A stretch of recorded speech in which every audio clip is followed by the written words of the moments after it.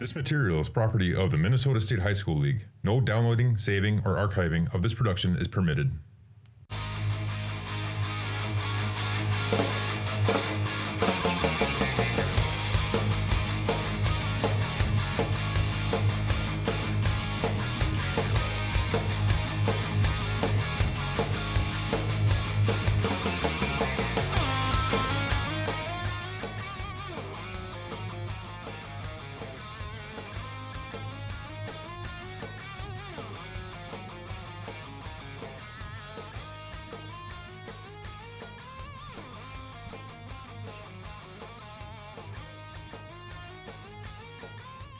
The crowd looks festive here at Farmington High School, where tonight, state quarterfinal action here on QCTV as the Lakeville North Panthers take on the Anoka Tornadoes.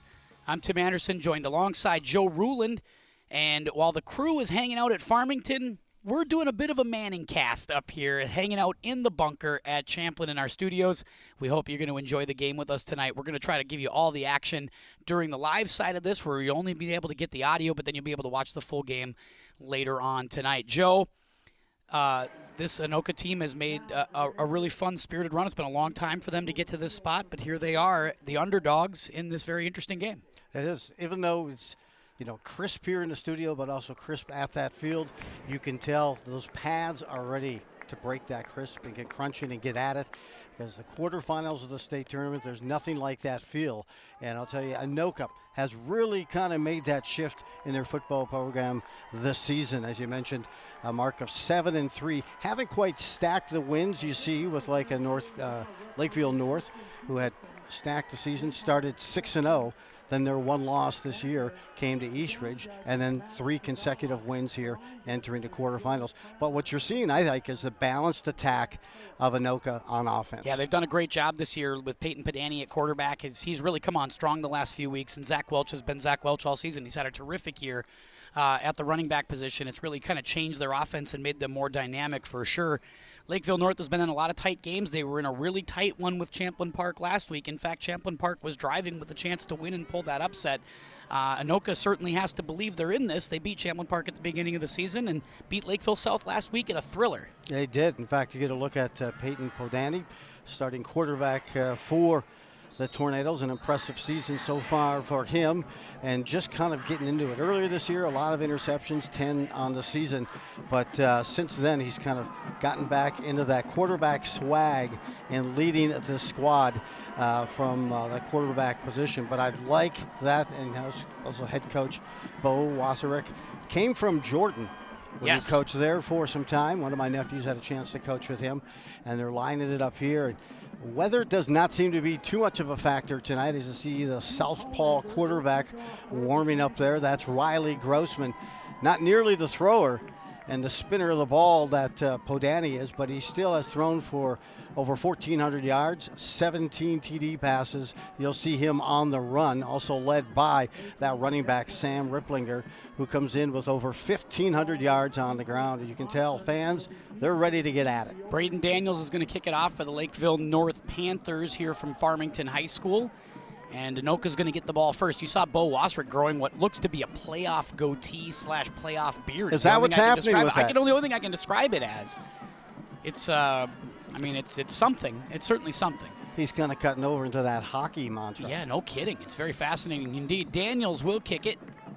And we are underway here at Farmington. Deep kick, going to go all the way down to about the one where it's going to hit the end zone, and that's going to be a touchback. As soon as it touches the end zone, that's the end of that. Ethan Mossman picked it up at the goal line, and now the Tornadoes will get started on offense with Peyton Padani leading the way. Obviously, keep your eye on Affia Beckway, Trey Borchers, Charlie Hendrickson, and, of course, Zach Welch making up the lion's share of the skill players. Wyatt Buxton at tight end.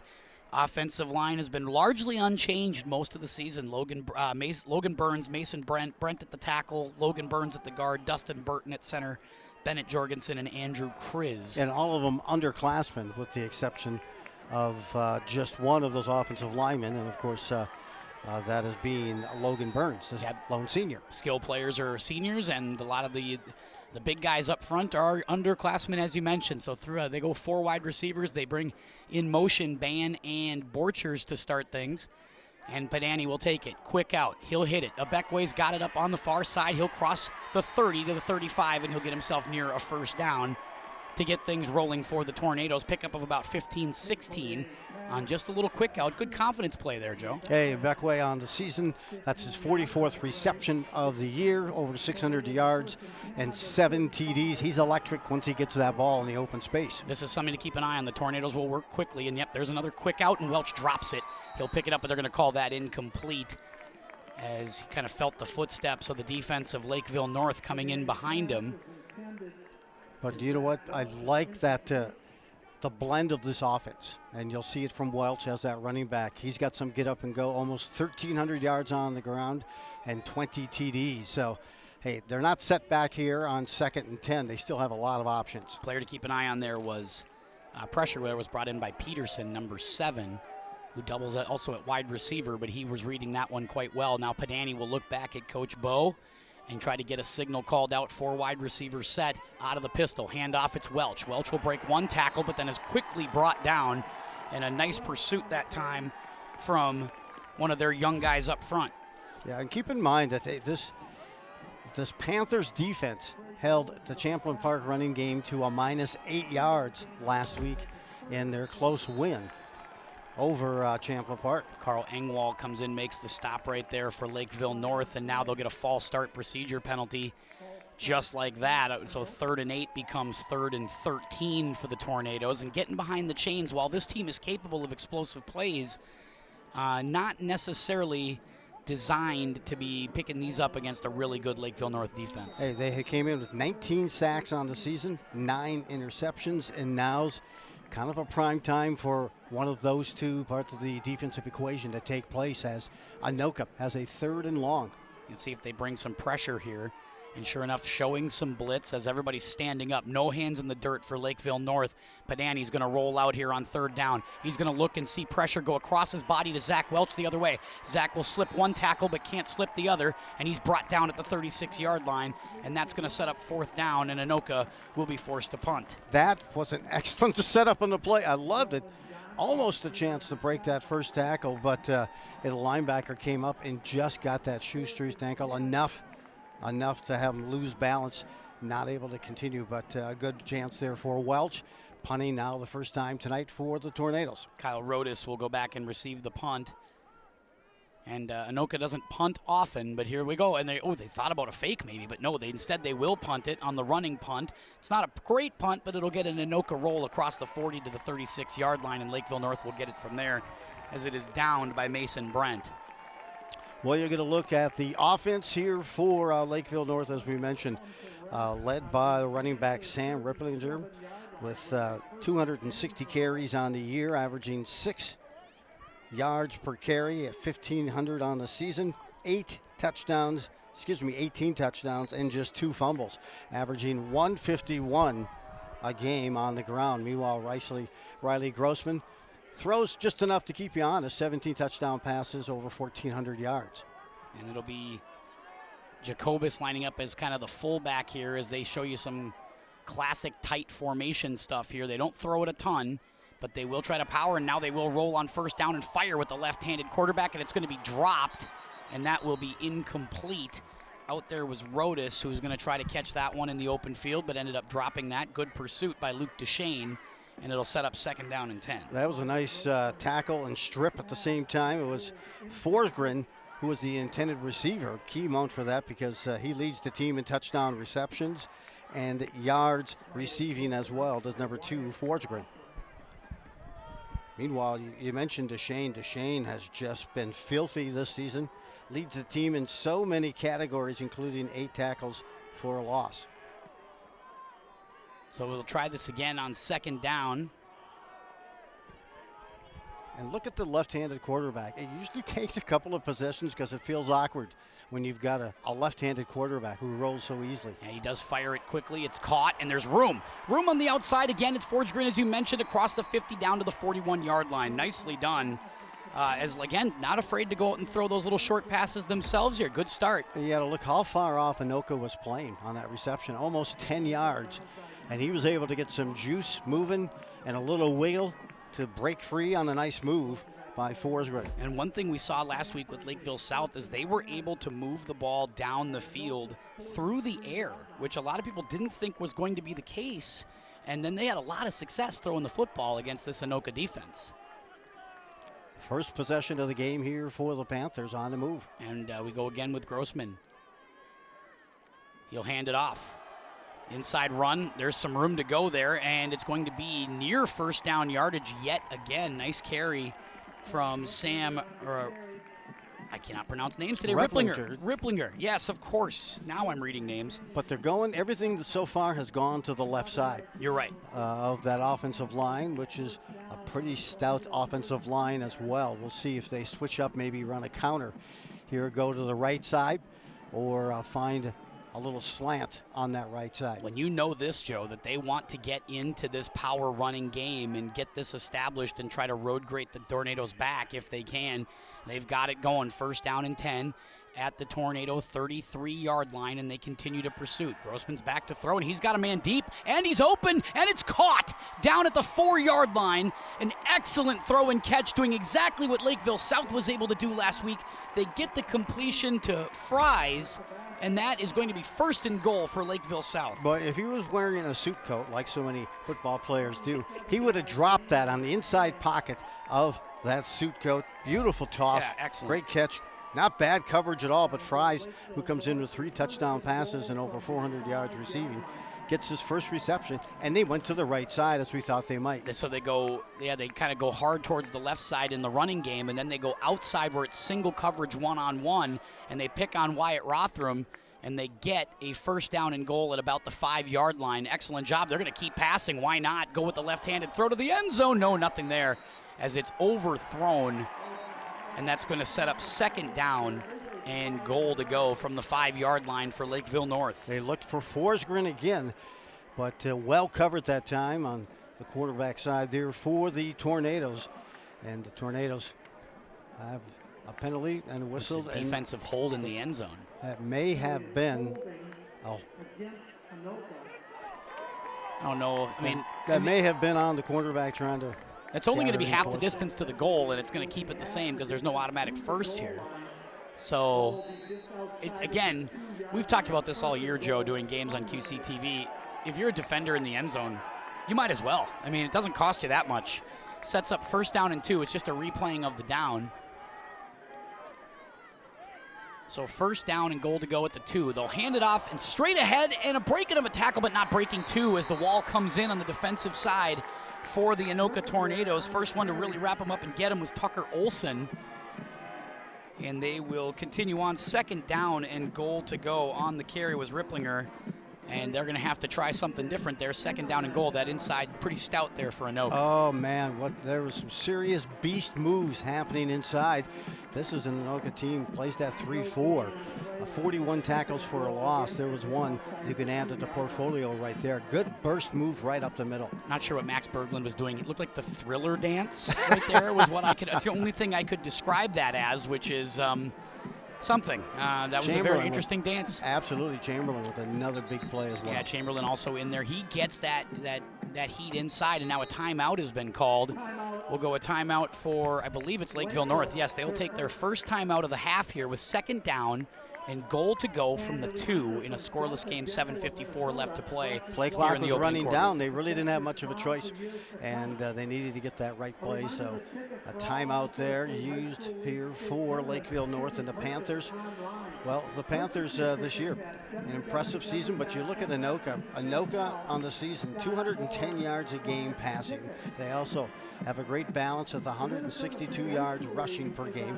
They've passed for over 2,100 yards this season and over 1,600 yards grounding and beating it up on the ground. They came in with 24 TDs on the ground, and here's the thing I'm impressed with, just 2 fumbles in that running game the whole season for Anoka. But now their defense has a chapter in front of them as they need to play tough here. Made a huge goal line stop on the 2-point conversion against Lakeville South to seal the win. So this goal line defense can be stingy. Beckway will come in on the outside and line up against Fries, which is maybe anticipating a pass out there with a Beckway. And we'll see what Lakeville North opts to do. Second down and 2 from Inside the 2-yard line, a handoff for Ripplinger. It's at the goal line, but I don't think he's in yet. I love that camera angle. Right from the ground level, right on the goal line. Great job, great stop, just inside the 1. As, again, that defensive line and the linebacker support here hits the gaps and closes that alley that was open momentarily. Yeah, Coach Bo moving his chips in, so is Adam Denicky, defensive coordinator, because you have Zach Welch out there playing linebacker in this spot. You had a Beckway out there in coverage. These are the two-way guys that you don't use all the time, and now here you are using them first possession of the game. So Grossman will bring them to the line one more time. 3rd down and 1 at the 1, goal to go. No score here in the first quarter. Lakeville North trying to drive and put it away.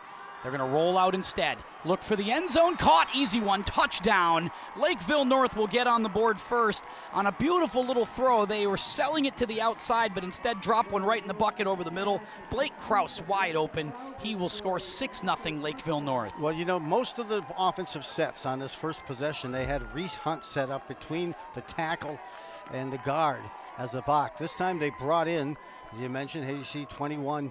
He moves in as a flanker. And so he faked the block and got out into the seam all alone, 5 yards into the end zone, and a touchdown for the Panthers. So they get the TD that they need to get off and running. Extra point down and up and through, and it is 7-0 in favor of Lakeville North. Drew Colander knocking in the extra point. And it is 7-0. Now Anoka has to regroup. They got the first down on their first play of the game, and then after that were shut down, a penalty and a couple of blown-up plays at the line of scrimmage. We'll see what kind of adjustment they make. Down 7-0. 7:02 left to play, first quarter here at Farmington High School. Tim Anderson, Joe Ruland with you. Just to try to make everybody feel like we're there, we've opened the windows here at the studio as well. We have, and I do have eye black on. Yes, you as do. well. Yeah. That's typical for every game. And we've asked people to go out and bring us stuff from the outside, like a concession stand. Good crowd on the Lakeville side. It's easy when it's only 9 minutes away. But that's the Anoka side is a camo out, and if that is the Anoka side, I give a lot of credit to those kids, but I don't see anybody I recognize. Maybe everybody, see, that's the thing. The camo, when it's 40 degrees, everybody goes camo. But that is the Anoka side. Give a lot of credit to those kids for driving the hour to get down to the game. Absolutely. Well, we're looking forward here. I want to see Peyton Podani sling the ball as they start at their first possession. That may be a route they want to take here on their second. Colander kicks it. It's going to stop short of the 10-yard line where Mossman will take it. He'll cross the 20 to the 22 to the 23-yard line before he's upended and brought down by that Lakeville North special teams. First one to get to him was number 15, Angelo Johnson. And Anoka will take over from right there. Mossman and Abekwe have proven to be quite a duo there on kick and punt returns. They have made tons of plays back there this year. And Mossman's really found a home in that spot. He was a tailback for them last year, Joe, and now he's doing a lot of other things. D-back, kick return, lots of different stuff. Sign of a good leader. Where can I contribute? And when you have Welch back there having that productive season too, where else can I be successful? Correct. They stack all four to the high side. Welch way up top, and then they bunch the three right next to him at about the hash mark of the 22-yard line. Padani staring off to Coach Wasserich to get the call. So are the wide receivers. Everybody looks back. Lackinen is on his own to the near side. So it's 5 wide receivers and an empty backfield to start on first down. One step drop, he'll fire. Caught. Lackinen, 31-yard line. And that will be a nice little start, a little pitch and catch on first down. Brody Lackinen kind of not as oftenly used as you'd maybe like to see for the junior wide receiver. He's 6'3", big target. They go to him right there. Hey, I think they open it up on the outsides and run it right up the middle, right there, just like Welch did. And he'll pick it up, move it along, first down, moves the chain. So their second consecutive possession of the game, and the second time consecutive that they have picked up a first down. Now they just need to stack a few of those first downs together here on this drive. So yeah, by stacking everybody out and going 5 wide receivers, Welch has the opportunity to run up the middle. Actually 4 wide receivers, and they'll still stack 3 to the high side once again. Lackinen, the solo wide receiver to the near side. Welch goes in motion. Thought about catching the little screen, but instead it's a quick out to Abekwe. He makes a stutter step move, and he makes 2 of them and crosses the 40 to the 42-yard line where he's knocked out of bounds. and it'll set up second and short. Once again, doing some different stuff, adding some different wrinkles here is Coach Bo, getting Welch in motion, moving him up the middle, doing some different stuff to disguise looks as they try to move the ball around. Ibakwe, that time you could tell.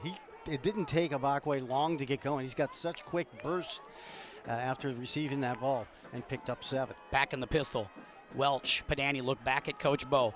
Now Welch is going to get the handoff. He's going to try to take it up the far side. He's going to get upended and knocked down, and that's a really good open field tackle from Lakeville North as number 24, Gavin Casey, comes up to get him, the 5'10 sophomore.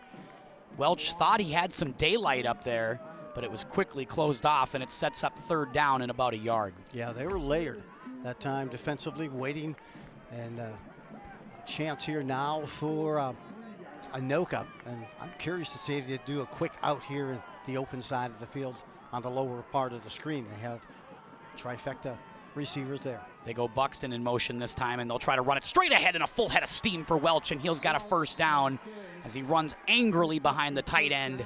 And he's going to get a quick 1st down for the Tornadoes as they cross the 45 to the 47 to the 48-yard line officially is where they'll mark it, and that's a Tornado 1st down. You'd like that running play if you're that running back, because you're going to go straight north-south. And with conviction, he got the 1st down and some bonus yards. Time to quicken the pace for the Tornadoes as they work very quickly on the play clock, and Padani will quickly hand off to Welch. Welch on the far side's got room as he crosses midfield down to the 42 to the 40-yard line before he's knocked out of bounds, and that should be another Tornado 1st down as Welch found some daylight, and that's what he likes to do. He likes to get that ball bounced outside, Joe, and you saw an example of it right there. 6 yards a carry is what he's averaging this season. I mentioned that earlier, but over 200 carries, and along with 20 TDs, 125 yards a game. Another quick out to Ibekwe right away as they're only burning up about 15 seconds between plays, and Ibekwe is going to pick up 7 or 8. So they are really actively trying to get Afi Ibekwe the ball early on in this one. They must see a matchup they like on the far side. Well, you look at the quarterback, and the quarterback remains 10 yards off of Ibekwe and not getting any closer. So he wants to make sure he's not beat deep, and he's still off of him by another 10 yards here. Padani, Welch, look back. And here we go again, running on a full blast as he catches that ball, but a great open field tackle by Blake Krause.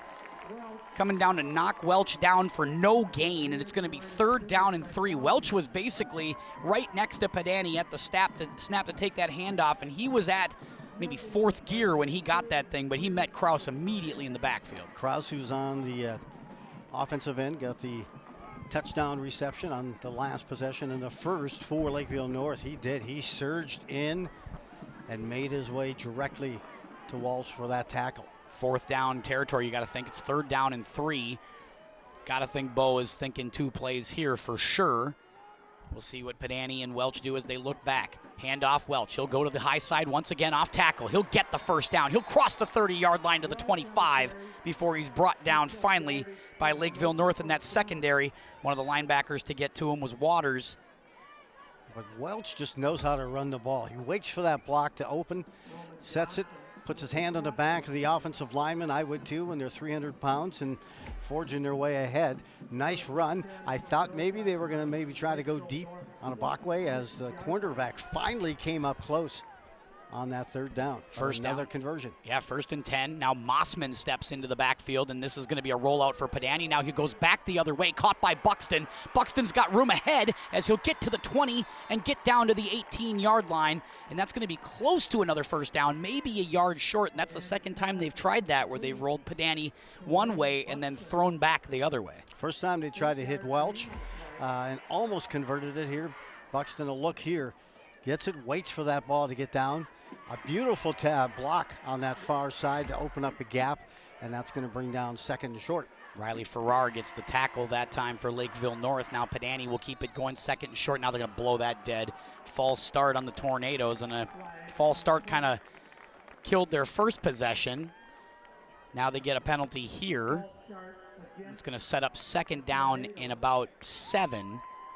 With 2:08 to go 1st quarter, Tornadoes driving as they look to try to find the equalizer against the Panthers. And here you can see the move. Yeah, just a little bit of a wiggle there maybe by Chris on the outside. Or no, Mason Brent, I think, is maybe who they had as the culprit. I sometimes hiccup more visibly than that. No kidding. But here we go now. I've read that about you. Anyway, back to pass. Padani looking on 2nd down and 7 on a quick out. They hit Abekwe. He's caught it, and he's got a first down to the 11-yard line before he's brought down finally by the defense of Lakeville North. But Abekwe is a problem right now. His 5th reception already here in this first quarter. They're going his way relentlessly. They like that matchup, and look how far back the D-back is on him again. Yeah, Forsgren is out there trying to cover him, and Abekwe is loving that matchup. Handoff, it's Welch. He's going to go again off tackle. He's got room near the goal line, but he's going to be stopped short, but he's near the first down as he's out to about the 3-yard line, and the Tornadoes are rolling right now as this first quarter winds down. You know, you start the season and you're trying to find your identity. First couple of games, a philosophy. The reason you do that is because of now. These moments and this venue, you can tell that this team is confident about who they are and the type of games they like to play. A lot of mix and match. Talking to a lot of the defensive experts all week, they said, hey, you know what? If you can go up tempo on Lakeville North, that's how you're going to move the ball. And that's what the Tornadoes have done here so far in this opening quarter. Padani and Welch look back once again. Peyton hands off. It's Zach. Straight ahead run to the end zone. He is in. Touchdown, Anoka. Zach Welch on a straight ahead run from 3 yards out. And the Tornadoes are 1 point away from tying it here in the first quarter with 51 seconds to go. Hey, they went wide, they throw wide, they throw the screen. Now we're just going to pop it north-south, right up the middle. Bam, got it. Touchdown for the Tornadoes. Zach Welch put a lick on Ethan Rosmarine, poor defensive back for Lakeville North, and he'll feel that one in the morning. This is such a key answer for the Tornadoes. First possession, gets the first down, then some penalties and punt. Lakeville North comes back, scores, and now they reciprocate, does Anoka with their own touchdown to tie this up. Komich on for the extra point, and it is up and good. We are tied at 7 with 51 seconds left to go here in the opening quarter in this state quarterfinal between the Lakeville North Panthers and the Anoka Tornadoes. Hope you're enjoying it on QCTV, listening to us here on the live side of it. And if you watch it later on, it's still fun. It's still going to be fun. I mean, what do you know? I mean, hey, you've got so much energy, so much juice in this first quarter already of this quarterfinal matchup. You got Lakeville North 9-1. They have outscored their opponents in the first quarter 92-49. You see why, but they're just going to get their second possession here with 50 seconds left left in this first quarter. And hey, that long drive, that persistence, that capitalizing. Here's one thing that I find interesting with Anoka. They convert on their third down conversions, and they converted 4 times on that drive. They have converted over 50% on the year for third down conversions. That not only benefits the offense, but it gives your defense a little rest as well. Some of that is you're not rattled by having to go for it on 4th. So you don't feel like you have to change your offense all that much on 3rd. Absolutely. Bo goes for it on 4th probably as much as anybody. Bo knows. Bo knows. Well, like I said, Bo's allergic to punting. You know, like I said, it's sort of against his whole ethos, I think, to have to punt. Good. Ethos, by the way, that's the word of the day. Yeah, that is. I like that. I thought you'd enjoy that, the way we'd work that in there. Yeah, we won't have to have it as a trivia or some sort of gift awarded as well. Yeah, I don't think we have the budget for that. We're in Champlin, they're in Farmington. Anyway, kickoff there from Komich all the way down to the 15-yard line where it's going to be playable by Peterson, who's going to be the up man here. He's going to cross the 20 to the 30, out of bounds at the 32-yard line before finally being bumped out by Jaden Fox. And that's going to get Lakeville North back to work here late in this first quarter. 47 seconds left to play in it, to be exact. And you're right, a fast-moving first quarter, Joe, for sure. That it is. I like that return, too, by Lakeville North.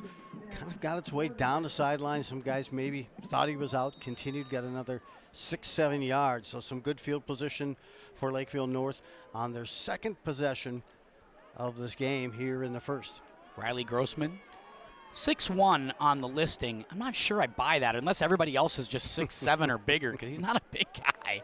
But and he just seems like he's getting towered over here by the rest of his teammates. But hey, whatever works. Grossman to work. Again, tight formation. They start at about the 29-yard line, maybe the 30 officially is where they go, and they'll hand off on first down. It's Ripplinger trying to turn the corner, but he is going to get bottled up, and he's going nowhere, says Aaron Knapp at the line of scrimmage. And it's going to set up second down and 10. And you see, either they like to line up, hey, one of their big wideouts, number 7, or move 11 in motion. And by the time they snap it, he is just in between the guard and the tackle. And they try to make some headways and some lead blockers to create a gap there. But thus far, Anoka's turned them away. Knapp got the start of that tackle. Duchesne went in and finished it. Knapp has a sack and a half this season and 3 tackles for a loss coming into this matchup. Second down now and 10. Lakeville North doesn't always love to play behind the chains, and they'll hand off again. Ripplinger's got room, though, to the outside before being upended, and that's Cooper Bakke coming up to make a big play because it looked like Ripplinger had all kinds of room. He looked like he wanted to house that one, and he could have maybe if he would have stayed outside, but Bakke undercut him, and what a way to end this first quarter. That's the end of the first quarter here from Farmington High School. It's 7-7, and we've got the second quarter next on QCTV.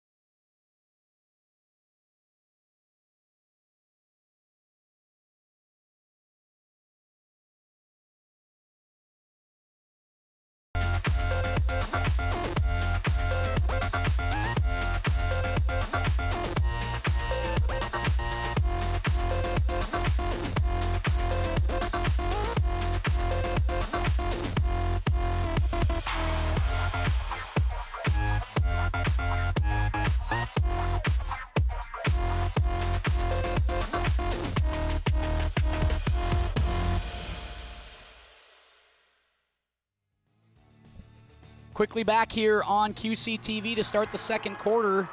Grossman ready to go. Not going to wait for us, I'll tell you that. Handoff Ripplinger as he tries to take it to the outside near the first down marker. It's going to be close. Brought down by Michael Chamberlain, and that is near the first down. They might give it to him. Yeah, they keep trying to double up that side of the field. Remember on that first drive, they did nothing but go left, go left, go left, and finally right for that deep post pattern. But they like the left side. They like to send either that tight end in motion or the extra receiver and have them line up right in that gap so they can try to get Chamberlain doubled up. And for the record at home, Joe is chewing on gummy worms during the broadcast. Just for the record, just for those of you scoring at home, those are gummy worms that Joe is chewing Grow on. up, Joe. Absolutely. Hey, you know what? I'm all for it, Joe. Rolling out is Grossman. He's going to throw it the other way, though, as he goes to the right-hand side. That's caught, and that's going to be near the first down yet again. And that one's a nice one because he has to roll the opposite direction to complete that one, but he finds Sebastian Fries for the second time, and that's another first down for Lakeville North, and they're moving the ball through the air. Fries was the recipient of that long pass on their first drive, and he needed the protection, rolled his what seems like a counterintuitive side of his throw, rolling left, right, for a left-handed toss. But good completion, big gap. Yeah, it worked for them, and now immediately back into Anoka territory. It's going to be first down and 10 as we are just underway in the second quarter in a 7-7 game. Anoka and Lakeville North.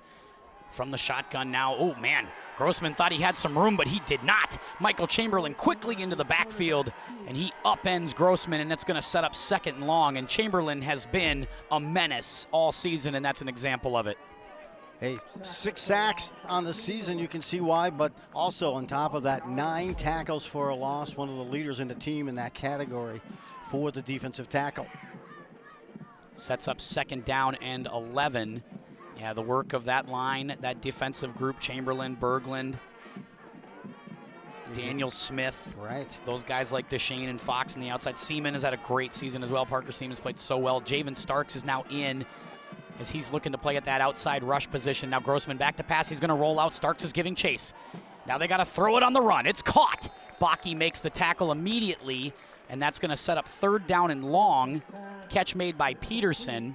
And that's going to, again, keep the Lakeville North Panthers a bit behind the chains here. Yeah, and Peterson had to come back for that pass as he cut it up to the outside and back towards the quarterback. So that took the depth and the significance of that reception quite a bit to the advantage for Anoka. And as you're right, that's going to leave 3rd and 7, Tim.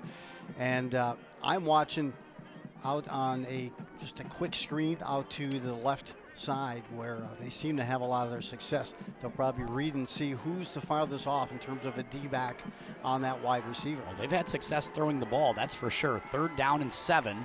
Keep an eye on it. 1 receiver up top, 1 to the bottom. Handoff. Instead, they go to Ripplinger on 3rd down, which clearly a telegraph move to go on 4th, but brought down.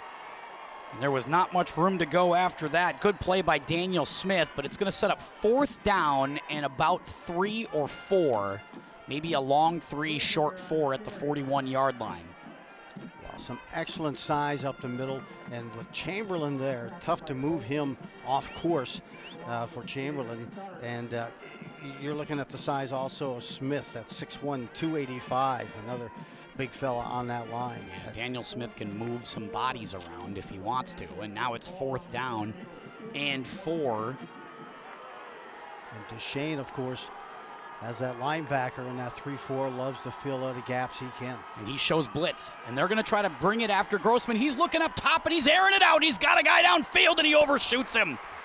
Overshoots Forsgren, who had a step on a Beckway, and it's a turnover on downs. Anoka takes over. Little surprised, Joe, that you air it out on 4th and 4 like that?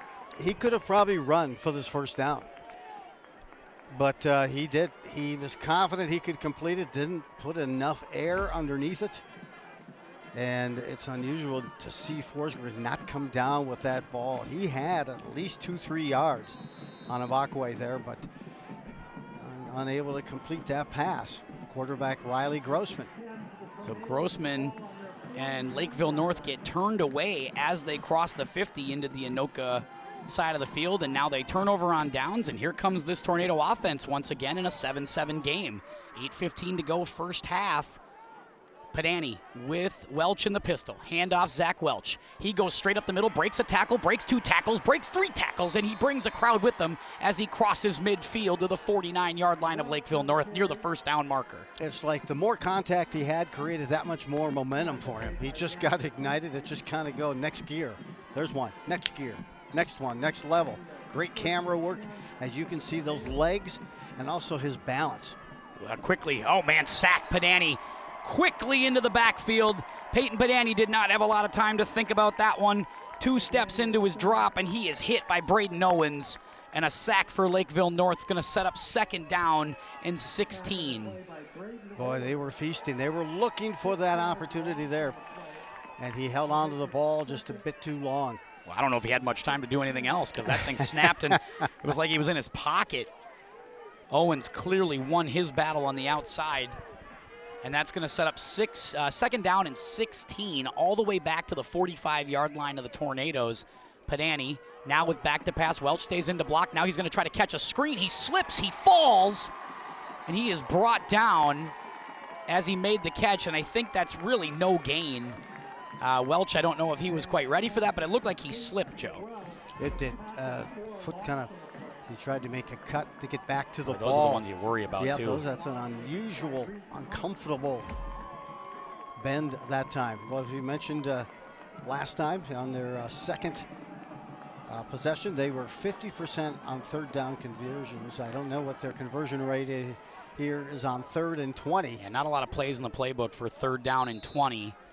And now they're going to get another whistle as somebody might have jumped again. And these pre-snap procedure penalties, man, I'll tell you, that's 3 already for the Tornadoes, and good night. Can't have it. 3rd down and 25, and this is just where you kind of do a little, just a little point and hope on the play card, right? I mean, you don't even, whatever you call here, who knows? And right now, oh, yeah, right there's the jump. Just a slight flinch.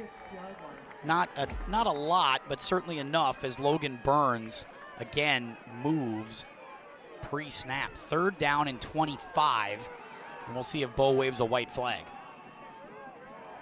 Padani looks back.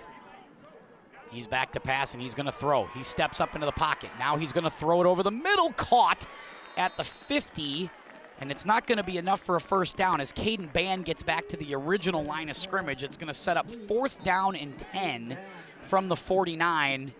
And We'll see how adventurous Coach Bo is here, and the offense is staying on the field.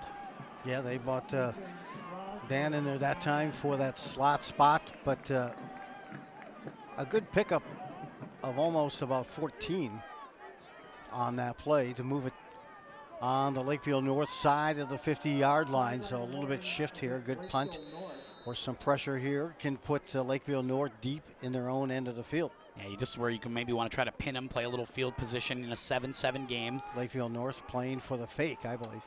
And that's going to be a bad snap, and they're going to get this off, but barely. Man, that was brutal. And they just got away with it, and it's going to take an Anoka bounce, and this will work out as it rolls all the way to the 19, and they're trying to do a little curling sweep motion, are the Tornado special teams, to get that thing further back, and it'll stop at the 19, and it'll end up working out. But, boy, nothing about that was pretty, Joe. It was not. Like you said on the first punt, it didn't look like if he was going to take off, fake it, or go. Yeah. Instead, he got back and just barely got that punt off, and then he got a member's roll. You take it when you can get it. He's one of those. Not even a member at Farmington High School, and he got that bounce. One of those statistics inside the 20 punt. He got it right there on the roll. So 5:44 to go, gets Lakeville North back the ball in a fast-moving first half. This thing is really zipping along nicely. For those of you who got something to do tonight, you might still get there. We'll see. Handoff, it's Grossman straight ahead to Ripplinger as he crosses the 20 to the 23-yard line. Got a flag coming in late on that play. Might be holding, bring that back on the Panthers. I think that's going to be a hold on 63. Yep, it'll be a hold on Lakeville North and back them up 10 yards. Try this again. I think he was trying to shut down Chamberlain that time. And Chamberlain probably forced the hold. Well, Chamberlain definitely had the better of the last series for sure. So that matchup now might have a little more urgency for Abe Wunderlich, the offensive lineman for Lakeville North. By the way, great name. Oh, isn't it? I mean, that's a top 5 name this year for sure. I mean, I haven't heard 5 better than that one. Oh, that's sweet. That's sweet. Hey, Wunderlich. Sounds like a TV show like that's coming to CBS this fall. Yeah, and former test in the NFL draft. That's true, yeah. Abe Wunderlich, Private Eye. See that? Yeah. The Wunderlich test. This Saturday on CBS. Yeah, for sure. Back to the line here, first down and 20. Grossman will go under center, tight formation. Ripplinger in the backfield. He will be at the 4. And now a little pitch. Ripplinger, he slips and falls, and he hits the deck, and once your knee hits the ground, you're done for. And that's at the 4-yard line, and that's another loss. As you know, we've had a couple slips, right? Welch has slipped and lost his footing, and now we see that from Ripplinger on the other side for Lakeville North. A little bit of a frost, getting a little cold, a little cool, and sometimes you lose that edge or that tightness of that field. You could see Chamberlain, 6 foot, 245 coming in. He was ready to go in after the tackle, and he had to really hold back and shut down that engine. Not a lot of plays for second down and 25 for Lakeville North, so we'll see what they want to do here, especially pin back in their own zone. One thing you don't want to do is make sure you sit there and take a risk of a safety or something like that. So quick we'll see out what here they to have a wide receiver, I think. That might be absolutely the strategy. And now a rollout look for Grossman from the end zone. He'll fire, and he threw it as a timing route, and Fries didn't turn around fast enough, and it's going to set up 3rd and 25 as that's incomplete. Yeah, Fries started his cut about 2 steps too late, as you can tell by that camera angle. And they wanted to do the timing. He just went a little too far before he made his cut. And you got a touch situation here. The shadows of the goalpost here for the Panthers, and they face a 3rd and 25. Could be a critical part of the game if Anoka can get a turnover. No kidding. And I don't blame him for throwing it fast. You don't want to hold on to the ball in that end zone, so that's got to come out. You just have a clock in your head. 3rd and 25. Showing blitz of the Tornadoes. Deshane's coming. It's a straight-ahead run for Ripplinger, and he's going to get brought down and nothing doing. Michael Chamberlain once again eating up Ripplinger at the line of scrimmage. 4th down, and Lakeville North's going to have to punt from the shadow of their goalposts. Boy, that engine of his is purring tonight. I should call them RPMs, because he just picked the running back up and just put him on his back. And technique-wise, it's a great tackle. Wrapped him, put him down. So now just under 4 to go by the time they punt the ball, Lakeville North, and it appears Anoka is going to have some pretty good field position. Chamberlain, a tough guy wrestler, and he implored some of those wrestling moves right there to make that move. Now Kamari Hibbler, their punt returner, he has trouble with it, but he'll pick it up at the 35-yard line. He's got room. Trying to make the turn to the 30, and he can't. Dropped at the 31-yard line as Kamari was able to make something out of nothing before he was brought down by Tony Johnson for Lakeville North, and you could tell he was like, I think I had room to take that all the way to the house. Late flag on this one as well. We'll see what they call. It's great field position right now for the Tornadoes, but usually when you get a fumble like this, you get a block in the back or some kind of silly penalty, and we'll see what happens here. After the play, it's a personal foul on Lakeville North. Wow. Boy, this is going to give dynamite field position to the Tornadoes. Panthers maybe losing their poise a bit. That was their third offensive possession of the game, and they went backwards on that possession. They didn't gain any ground. They started on their own 19 and ended up punting from their 5-yard line. One of the signature wins this season, Joe, for the Tornadoes was that 14-0 shutout of Centennial, where there weren't a lot of possessions in that game. That was just a good old-fashioned play it in 2 hours, 15 minutes kind of football game. Feels like a lot of that tonight already. I want to see Welch go north-south right here. And they go pistol, as they usually do. They have a Beckway to the near side. They got 6 guys on the line. They'll hand off Welch. Welch goes straight ahead. He crosses the 15 down to the 10 before he's finally brought down by Owens. And the clock will still run under 4 minutes to go. 3:40 to be exact in the first half. It's 7-7. Okay, that was some great offensive line play that time between Logan Burns and Mason Brent that created that gap and a pickup of 8. Another handoff, this time straight ahead, Welch. He'll cross the 10 and get to the 9 or the 8. That might be still a little short of the first down, but set up third down and maybe a yard. You see Kraus also converge on this tackle underneath for Lakeville North, and it'll be third and short.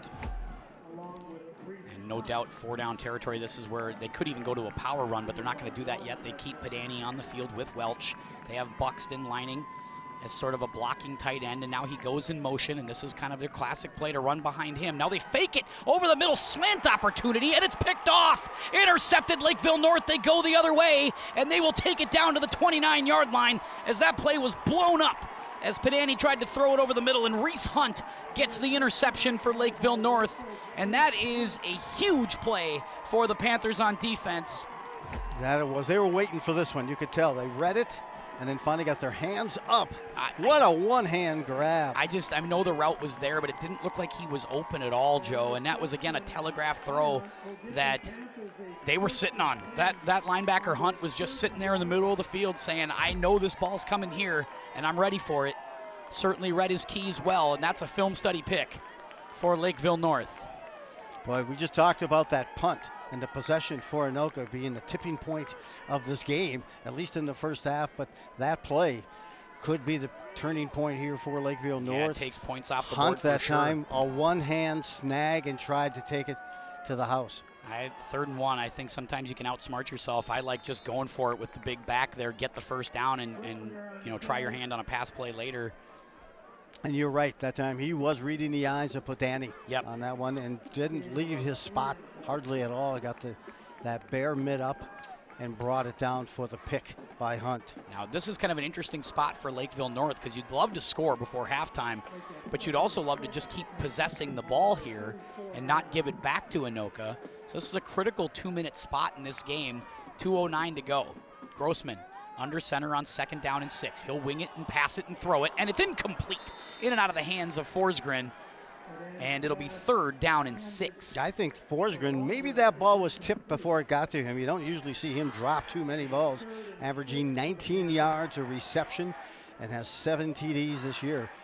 Surprised to see him not hold on to that ball, but again, Anoka was looking for a pick there and almost got it. You look off in the distance, you saw the cafeteria of Farmington High School up there. Oh, that's so cool. The eyes of the place, tiger. Right?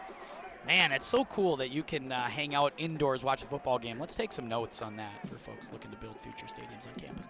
Anyway, Grossman under center, 3rd down and 6. And Tornadoes might call TO here. Yes, they do. They call timeout. coach, defensive coordinator Adam Denicky, and Jeff Berkeley, who's the guy on the field, the eyes on the field defensively, the former head coach of the Anoka Tornadoes. You mean now like just the eyes of the tiger? Yeah, like the eyes of the tiger. Good defensive. Really, that's been a wonderful combination defensively. Coach Denicky and Coach Berkeley on that defensive side for Anoka this year. They call timeout. They'll talk it over, and you can kind of see there's Coach Berkeley and his staff kind of working through, telling about, hey, this is what we want to be seeing here and what we want to look at in 3rd and 6. Yeah, and keep in mind, too, that Grossman missed a wide-open receiver 2 possessions ago. The one before, they took it in the reverse direction and had a chance to ring up a teammate to the house. Missed that opportunity, but he rolled out to the left, and I guess what I'm seeing there, doesn't like to run the ball all that much on this season. He's just run the ball a total of 29 times. So yeah, he wants to try to make the play if it's there. He's not so much of a runner, so you got to know that as a defense that he'll run, but begrudgingly. He'll prefer to throw it. And obviously, if you get a stop here, you can get another possession for your offense before the half. So this is a critical play. 3rd down and 6. Grossman from the shotgun. He'll roll back. Now he's got to run. Chamberlain gives chase, and that ball's up for grabs, and it's incomplete. I thought maybe we could see a tornado streak out from nowhere and take that one in. But, boy, that was a dangerous pass. Yeah, Mossman was in the area. It looked like he might be able to take that one to the house, but he did not. Instead, Chamberlain's pursuit forces that one out quickly, and it's 4th down and 6, and that's going to force Lakeville North to punt. And so good job by this Tornado defense after the interception to stall the momentum and get it back. There's a certain jolt that takes place when you're down at the 5 and you throw a pick. They bring it back, and now they're ready to go. But Anoka shows some poise and sticks with it, shuts them down, forces them to punt with 1:54 to go here in this 2nd quarter. And the punt on its way, and it's a good one. Booming as Hibbler has to go all the way back, and he's going to let it go. And that thing's rolling all the way back to the 10. And that is a great punt by Drew Colander. The 6'6" kicker just hit a 7-iron down to the 10-yard line. And then got the bounce.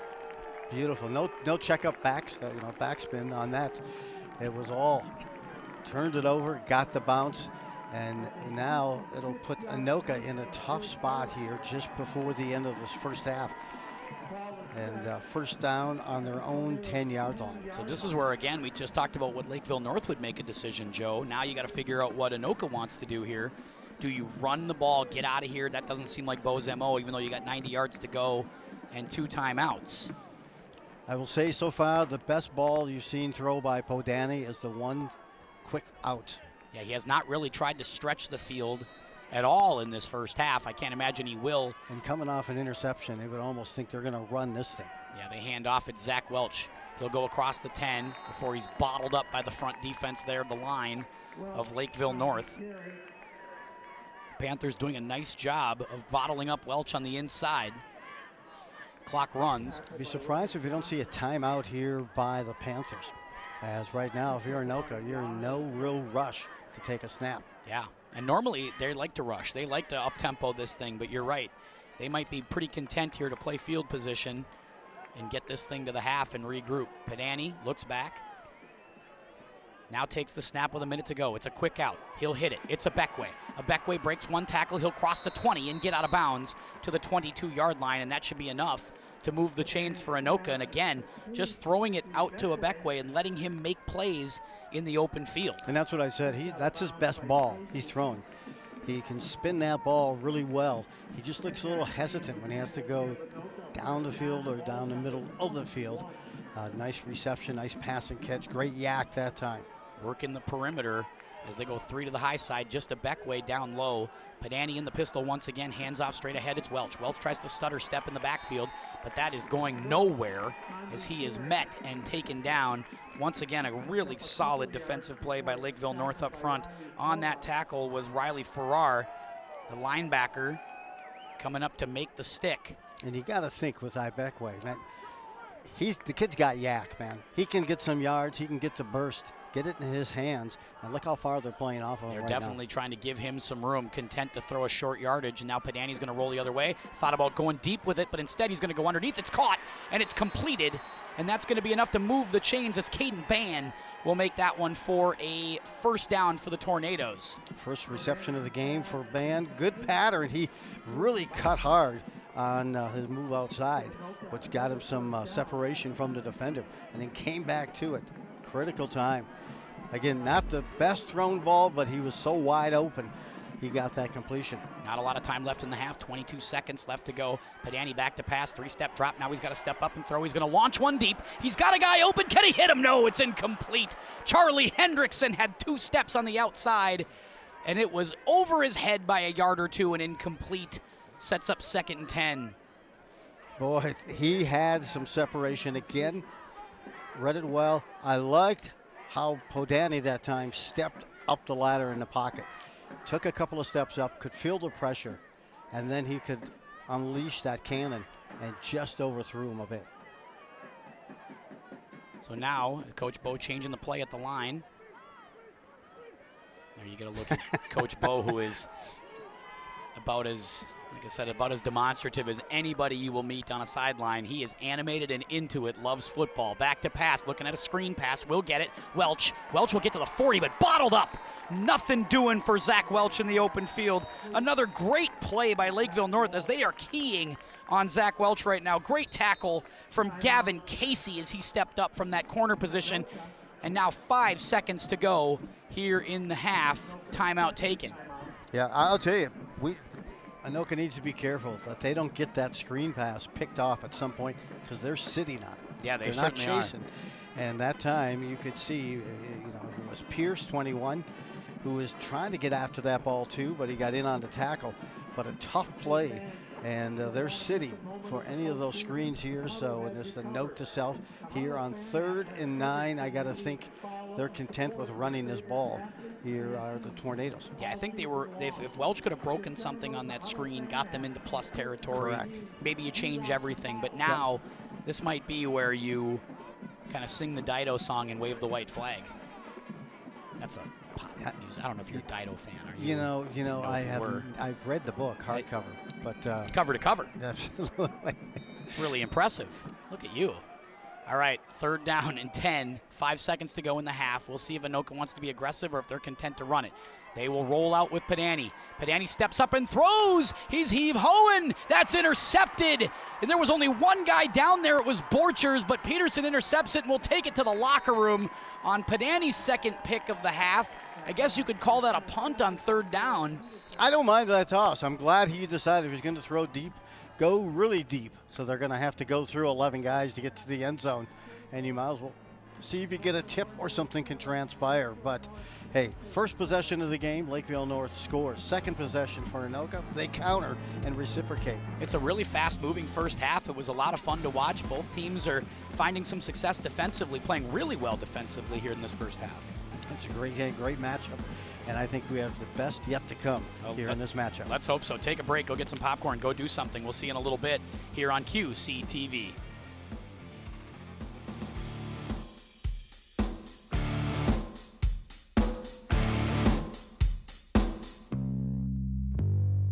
Change is a program that was implemented by the Anoka City Council in 2012 and is administered by our utility billing department. What the program does is it rounds up a customer's utility bill to the nearest whole dollar.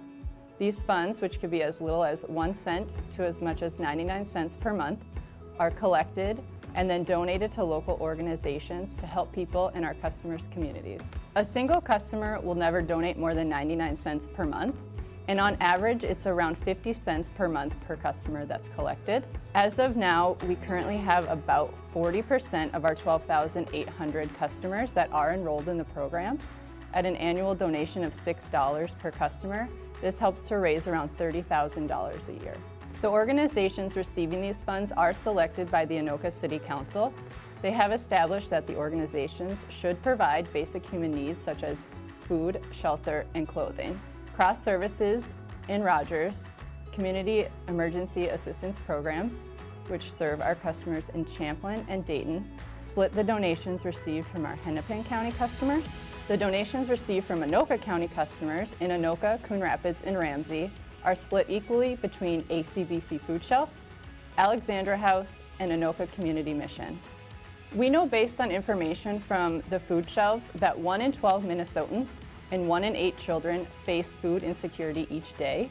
This could mean skipping a meal to pay for gas or medications, or just not having access to make good food choices. Our customers can make a big impact on people in their communities by donating just a few cents each month.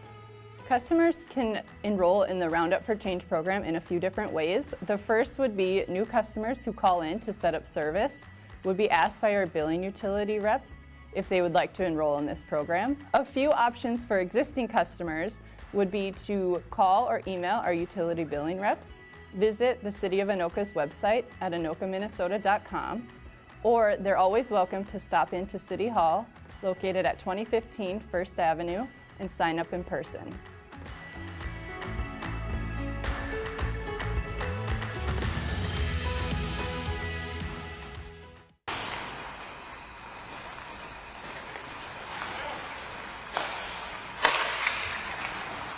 I think everybody is lucky a couple times in their lives. I was lucky in '68 in Vietnam. On January 21st, I was lucky that these three were playing hockey with me. On March 4th, 2024, 3 men from the Anoka community received the Civilian Service Award for their life-saving efforts back in January when longtime hockey coach and player Tim Kelsey collapsed during their weekly pickup game at the Anoka Ice Arena. We don't give them out very often because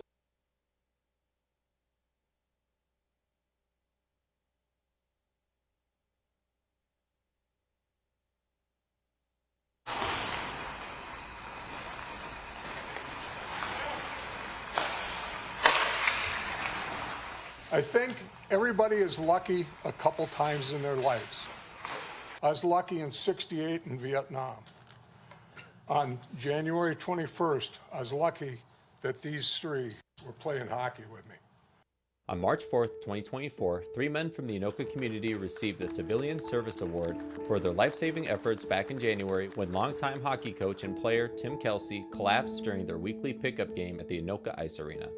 we don't give them out very often because events like this just don't happen very often. So when one of our officers came to us and said we should give out a civilian service for this, we're like, absolutely. Especially when CPR and AED use is being so preached these days, and everyone needs to learn something like this. And now we have an example of why we need to do this and why we need to learn how to use these things. So it's just truly amazing. Christian, Brian, and Adam are all longtime hockey players in Anoka, or are now seen playing hockey in the Sunday scrimmages hosted by Tim, and it was their response, along with everyone else in the arena that day, that saved Tim's life. I did have some brief CPR training with the previous line of work that I did, but in all reality, I winged most of what I did that night, so I'm just glad that it worked out favorably. I have a sister that's a orthopedic therapist, and she asked me like the next day if my chest hurt. I said, just where I got shot.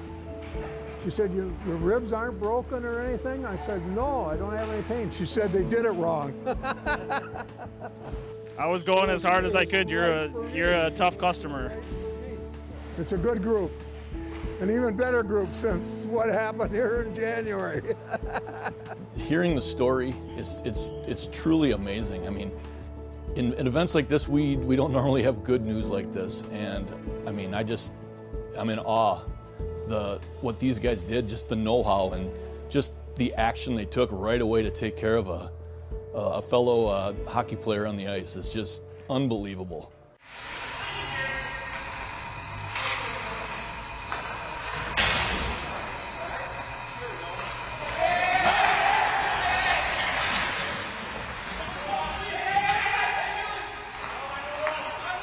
My first thought was to turn around and go get my phone as being an employee here at the Anoka Ice Arena to call 911, knowing the address and all that stuff. I was handed the AED machine and took that over to the bench, and S3 started taking care of Kelsey. And from everything that happened from when we started, or when Kelsey collapsed to the time first responders show up was 7 minutes. I was on the bench at the time and just happened to look over and saw commotion on the other bench. we all immediately knew something wasn't right. So we all jumped our bench, got over to that side, and found Kelsey where he was on the floor. As a Phi Ed teacher, I've actually been trained and certified in CPR for about 15, 18 years. For me, it was a moment where instinct kind of took over, and that impulse to just get in there and help was part of that. The AED probably wasn't put on, actually the pad's not placed in place for it was at least a minute or two. Adam jumped in the bench right away after we got his mouth guard out and got him pulled out from under the bench and started chest compressions immediately for a good minute or so. And then I jumped in when he needed a rest, and I continued chest compressions. During that time, Christian and the other guys on the hour were helping however they could get a hold of 911, keep track of time, get the AED over to the bench, and just get it on him as quick as we could. I remember going to the bench, and that's the last thing I remember until I woke up at Mercy Hospital, probably an hour later. Between that, I remember nothing, and these guys are always telling me stuff that went on after I got shocked back to life.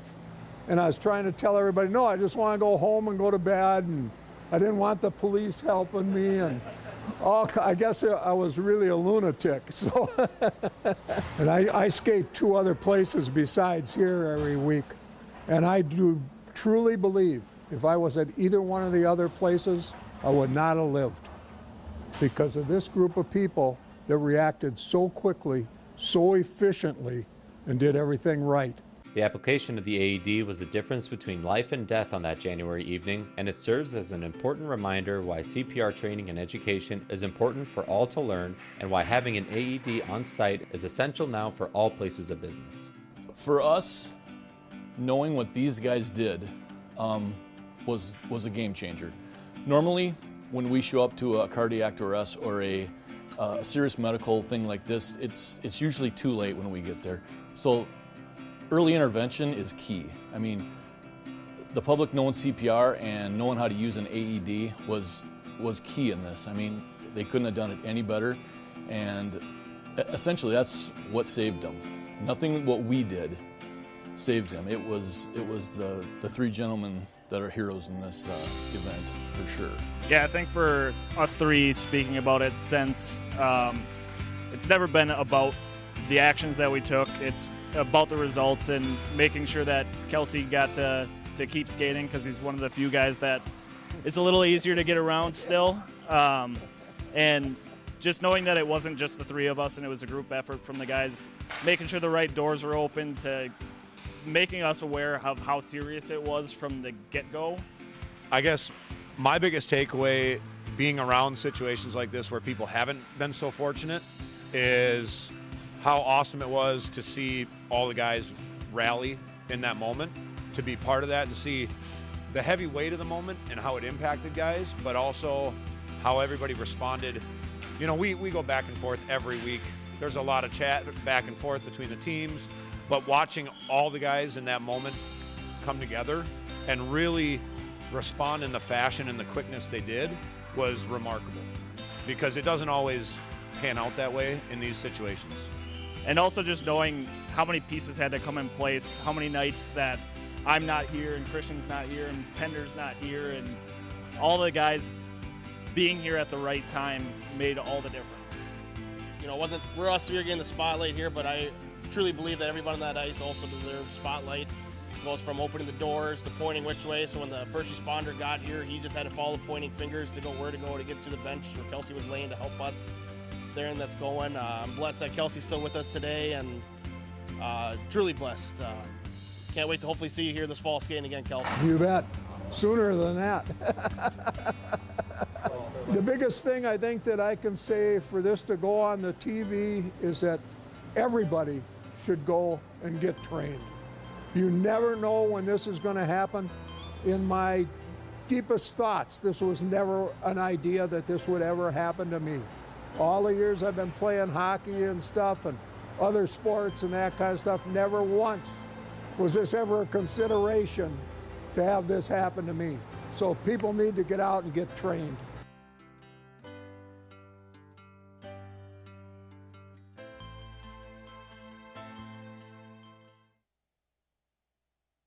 this is what we're doing. We're going 1, 2, 3, 4. We're like barely stepping over, so it's tiny. It's a little bit awkward, all right? Here at Ramsey since 2018, so we're just over 5 years old. Total square footage is 56,000 square feet. Our middle area where our bathrooms and office eat up about 3,000 square feet, so our actually usable space is about 52 to 53,000 square feet that we are actually in use. So the facility was definitely built to maximize the usable space because we got to give every square inch to those people that are coming in to use it. In general, the idea of the facility is to accommodate youth activities. That's what the building was built for, is to provide, especially during the winter time, the space needed for basketball, soccer, lacrosse, basically any type of sports training. Adrenaline Sports Center in Ramsey features 3 70 by 170 new turf fields as well as 3 50 by 75 sports courts, big enough to welcome all sports. And then events. The event side of our business is definitely taken off now, where we are filling up a pretty good chunk of May through October with events. We do everything from smaller craft shows. We host the Ramsey Business Expo. All those are, 400 or 500 people with like 50 to 60 vendors. We'll probably do more than 20 total events here in 2023. Field and court availability varies throughout the year, and rentals for more than 2 hours are welcome as long as they fit into the schedule. Pricing depends on the day, time, and spaces needed. A lot of our big users, our association users, are multi-year contracts, so they're in here using the same field space, the same court space for multiple years.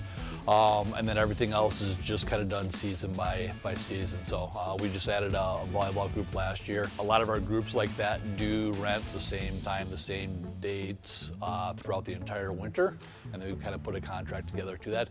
But we also just do regular hourly rentals. We have a lot of groups that just come in, rent court space by the hour or field space by the hour, just when they need it.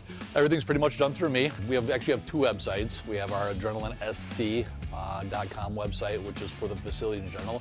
And then we actually have a specific events website, which is AdrenalineSCEvents.com. The event website basically lists all the events that are currently scheduled to take place. It's easy to find out how to get things done because you just contact me and I'm happy to work things out.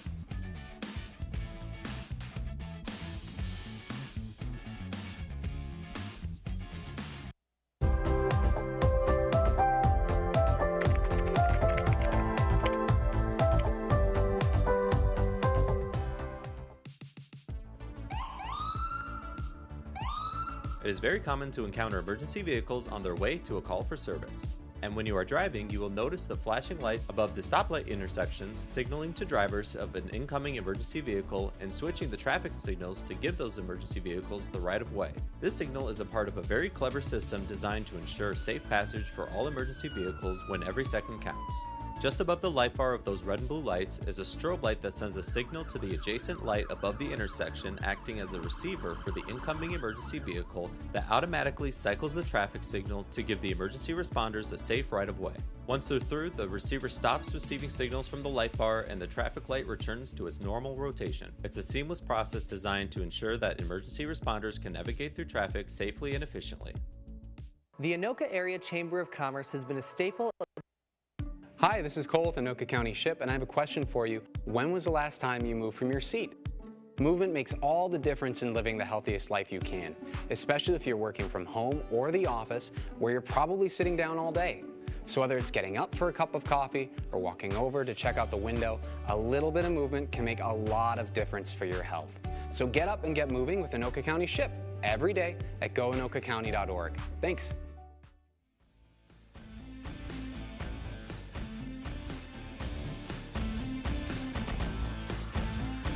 And welcome back, everybody, to 2 different places here on QCTV. You got the guys, the crew, everybody. That's Ryan, Trinity, Dan, the whole everybody down at Farmington. Tim Anderson, Joe Rulin back here with you at Champlin. First half was very interesting, Joe, as Lakeville North got some momentum on their first possession. Yeah, they started to heat it up, some passing in the attack there. A long stretch ball that went for the distance. That was by a big pace there by Riley here, and a touchdown pass converted. And that was by Blake Krause with that reception. But it was Anoka who reciprocated in a hurry on their next possession. Sure did, as Padani was able to connect with Zach Welch first on a run, and then a couple of big hits to a Beckway. and he was really a factor in that first half. Finally capped off with a straight-ahead run by Zach Welch. He scored to tie the game at 7, and after that, the defense has really bowed up. They did. They had some opportunities. They also had a chance on some picks. That was a chance on a drive by Anoka. But let's take a look here at the quarterfinals. And just last night, Maple Grove picked up a nice win. Sure did. And as did, I believe Minnetonka did over Blaine last night, winning 38-0. Poor Sam Shaughnessy got hurt early in that one, and hate to see that. This has gone pretty much chalk, with the exception of the Champlain Park upset in the early stage of this side of the draw, but Anoka beat Roseville and then beat Lakeville South in the nail-biter. Champlain Park losing in a close one to Lakeville North in the round of 16, and that's what brings us to the 1v2 on this side of the draw in the playoffs, and obviously the winner of this one advances to the Final Four. They'll trip to U.S. Bank Stadium. Obviously those pairings pretty accurate when it comes to the 1 and the 2, because these two teams pretty tight in that first half, and curious to see about the adjustments. Half Moon, that's where it's at right now, and we see the same thing here in Champlain Park. Halfway done at this point. There we go. There's and the irony. Of course, my favorite golf course, one of my favorite, Half Moon Bay out in California right there. So maybe that's just a little indication of what we're dealing with. But second half should be interesting, as I believe we will see Lakeville North getting the ball first to start this second half. Absolutely, and you're gonna. I wonder if they go back to what was successful in that first drive and getting that tempo and that cadence. They went left side. Hey, the quarterback, naturally a southpaw, and so he fades that way as well. And when you saw him go to the backside for that big pickup on that throw by Grossman to Fries, that kind of set the tone, and they came back with a touchdown pass. For Anoka, I was surprised they did take some deep shots, because I hadn't seen that from Podani in this game. But he can do that, and I think maybe some fake tosses across the middle and turn it up, and trying to get some separation for Ibakwe. He had 4 receptions on their game-tying drive in that second drive of the game in the first quarter. Yeah, they were getting him the ball, getting him out in the flat, trying to get him a lot of looks where he could get some yards after the catch. But he's got burner speed, and they usually like to take 2-3 shots with him down the field in a game. Didn't really see that in the first half. We'll see if that's something that we notice here in the second half. So the Tornadoes are getting set to kick off to begin this second half. Lakeville North again comes in with a mark of 9-1. Their lone loss this year came to Eastridge. They lost that one by a score of 41-17. Meanwhile, for Anoka, 7-3. And let's see what they have in store for us here. Something different here. Gus Moran's going to kick this off for the Tornadoes. Bit of a change, as we'll see what they opt to do here. Gus will kick from the 40-yard line. Second half between Lakeville North and Anoka underway. Deep kick this one, or at least got some height on it. Maybe not deep, but it'll be taken at the 7-yard line. Not bad, and it'll be taken from there by Peterson. He's going to cross the 20, cross the 30, and out of bounds at about the 33-yard line. Peterson able to give them a nice start off that special teams run. And again, if you notice, they came to that left side on that kickoff return.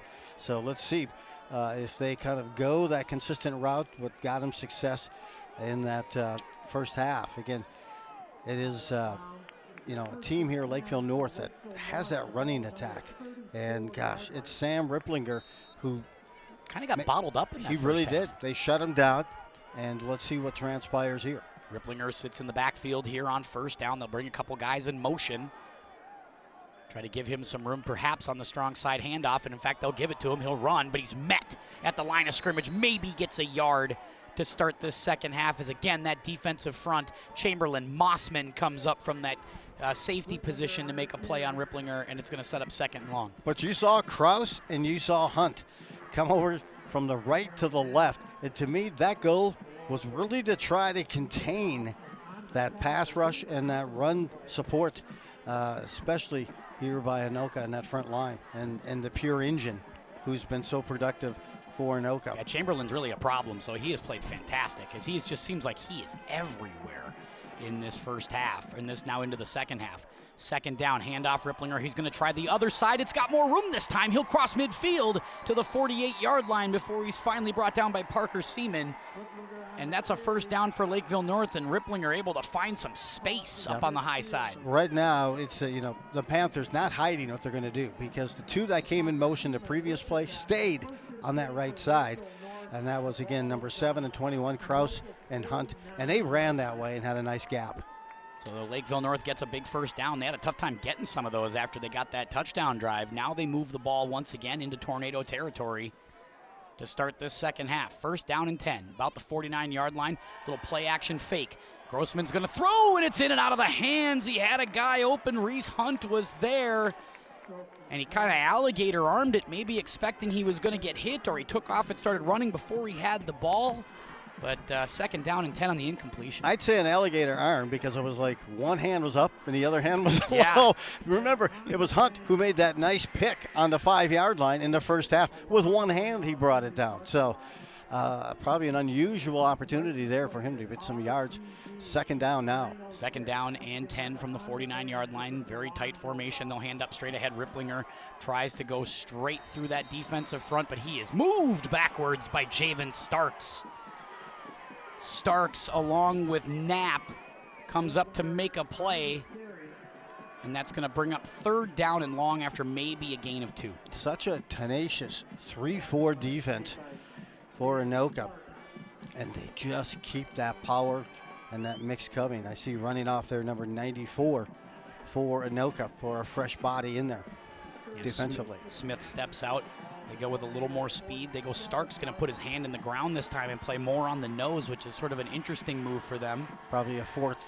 They'll probably look to go for it here on fourth down if need be. Welch was also out there at linebacker, and I think he showed blitz, and that made the lineman jump, and that's going to be a false start on Lakeville North. Sets up 3rd and 13. You saw Welch lining up in that weak side linebacker position, and he looked like he was ready to come in.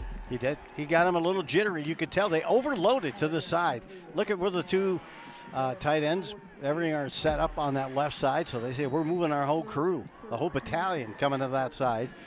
And they got that offensive line a little jittery. Now, not so much. I for sure guess that they would go for it on fourth down. They have to make enough here on third to make it a realistic attempt. 3rd and 13, Lakeville North behind the chains once again. This is not where they're at their best. We'll see what they can do. Grossman out of the shotgun. He will step back 2-3 steps. Now he's got to run. He's got a little alley to run, but he's being contained, and he's brought down as Luke Deshane comes up to make the big hit as he crosses the 45 to the 44, and that's going to bring up 4th down. Boy, Deshane, the only thing missing on him on that tackle was a cape. He came flying in and just exploded on that tackle. And Grossman just still a little bit tender, trying to find his gap through there instead of just putting the head down and get at it. Well, we talked about that he wasn't like a big runner. He didn't love to run, and that time he had no choice. Welch was coming in hard on the outside. They're having a tough time getting this play in. They're going to be pushing it with the time clock. They sure are. 4th down and 5. Grossman's going to hustle them to the line. Tornadoes look a little out of sorts, but now they're trying to get settled in. They're showing pressure as well. Grossman's going to hand it off. Ripplinger, can he break through? No, he can't. He is going to get bottled up at the 42, and he gets nothing. And the Tornadoes will take over on downs. I really thought they were come up to the line and they were going to try to draw off Anoka. As quickly as uncontrolled they looked scurrying to the line, it almost looked like a scheme. And but they weren't set. And the handoff, everything, and the blocking a little sloppy, but that credit goes to the Anoka defense and that front 7 who shut them down on 4th down. Michael Chamberlain once again right there as one of the first guys to get to him. And I thought I saw the Anoka fan section, but they're wearing camouflage, so I couldn't see them. Couldn't see them. You couldn't see them at all. And now Anoka takes over. Padani with Welch in the pistol. They look straight back at Coach Bo Wasserich, and now they'll look back under center. Padani waits.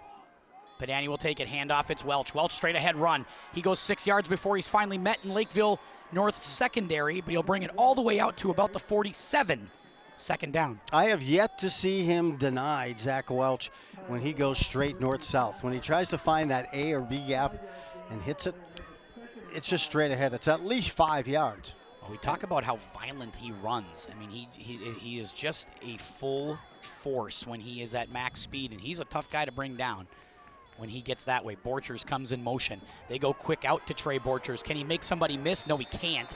He'll get to about the 49-yard line, and that's going to maybe be a yard or two on that gain, but that was well sniffed out that time by Lakeville North on defense. They saw that one coming.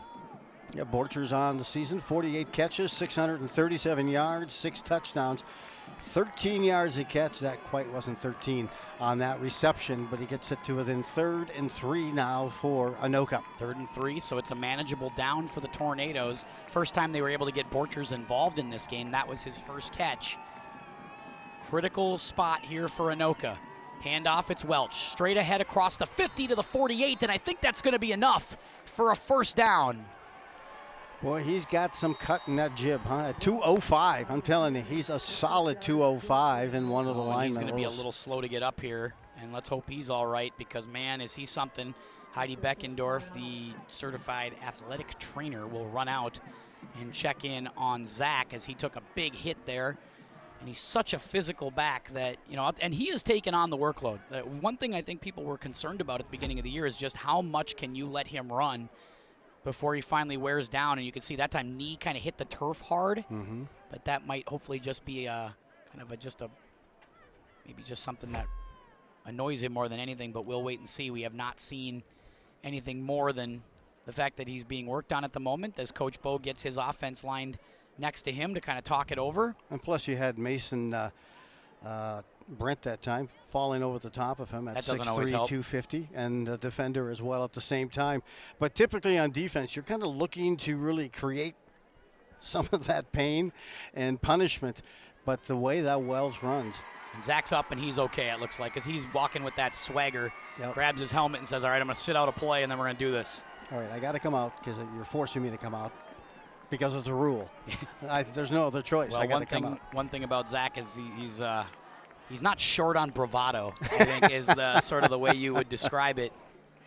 Don't know how else to kind of describe him, but he's like I said, we've talked about this many times on QC broadcasts. He's really just trying to will this team to victory week in and week out, and he's been up to the challenge most of the year, and we'll see what happens when he can get back in, whenever that is. But Ethan Mossman on 1st and 10 now will check in, so you wonder if this is an ideal passing down, Joe. Hey, a critical 3rd down pick up that time for Anoka. Buxton comes in motion. He's going to set to block. Now it's going to be a play-action fake and a rollout the other way, and that just falls into the hands somehow for Trey Borchers. That had interception written all over it, but instead it's right in the bucket for Trey Borchers and a first down at the 32-yard line. Anoka's moving. But I will tell you, it was a timing throw, right? He got it out, footsteps, and he had a nice spin on that toss and release.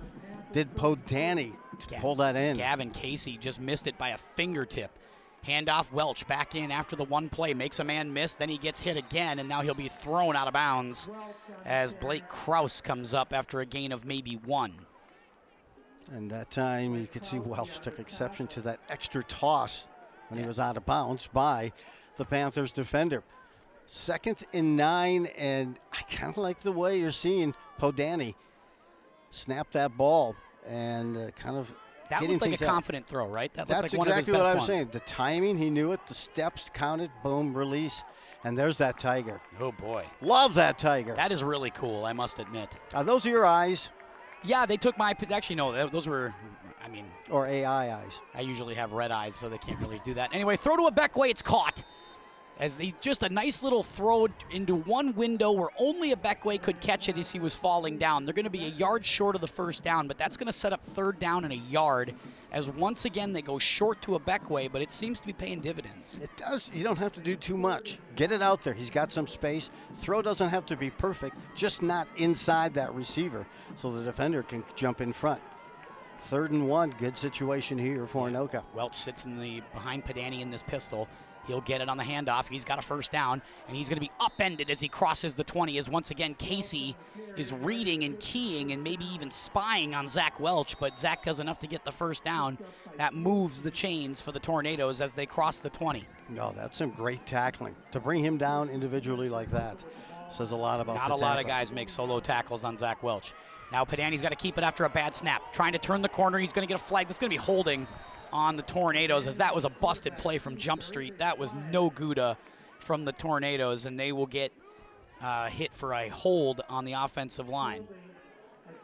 Yep, well, you can see the offensive linemen all having a discussion. No, what was that call? Yeah, was that the snap? And Where were we did we, supposed to go with this? As you can see, Padani looked like he just, I don't know if it was just not clean or if he was supposed to go to Zach Welch or whatever, but that just seemed like miscommunication across the board there.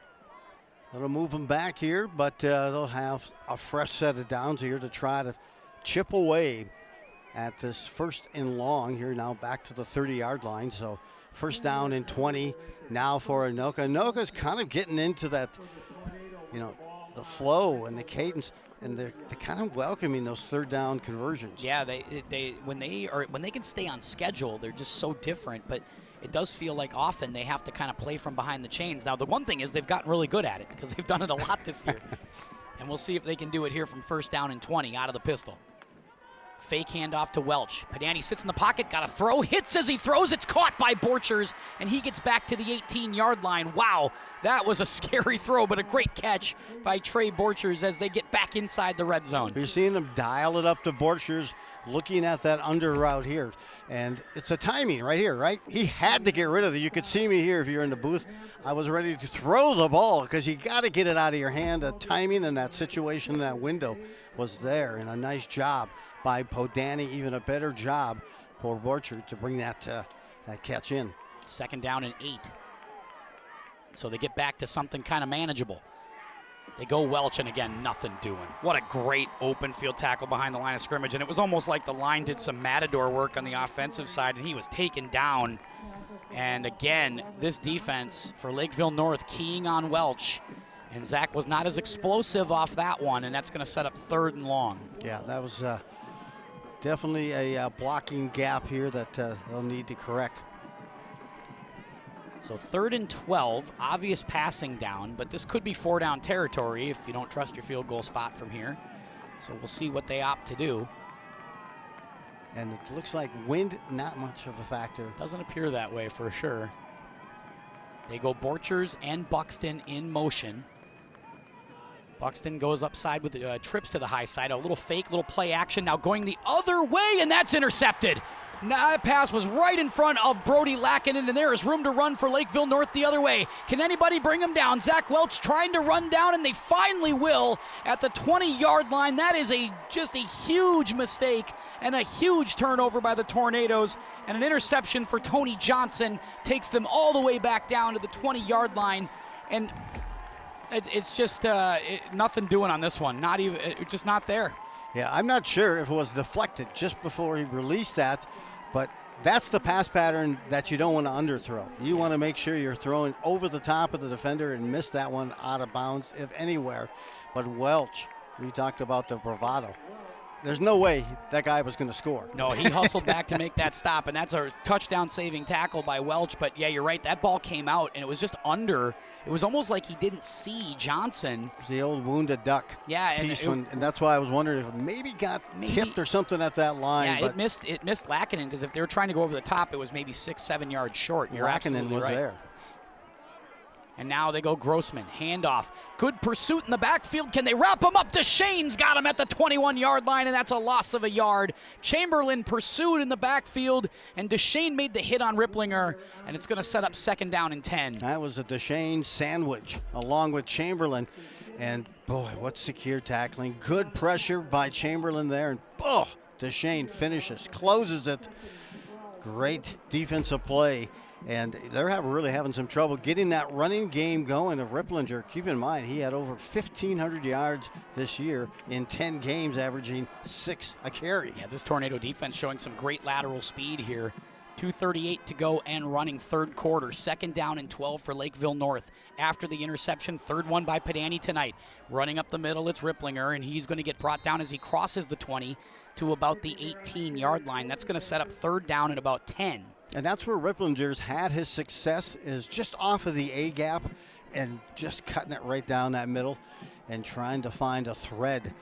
That time he picked up, he's at about 5 or 6. His biggest gain of the game I had is 15 yards on a similar play in the first half.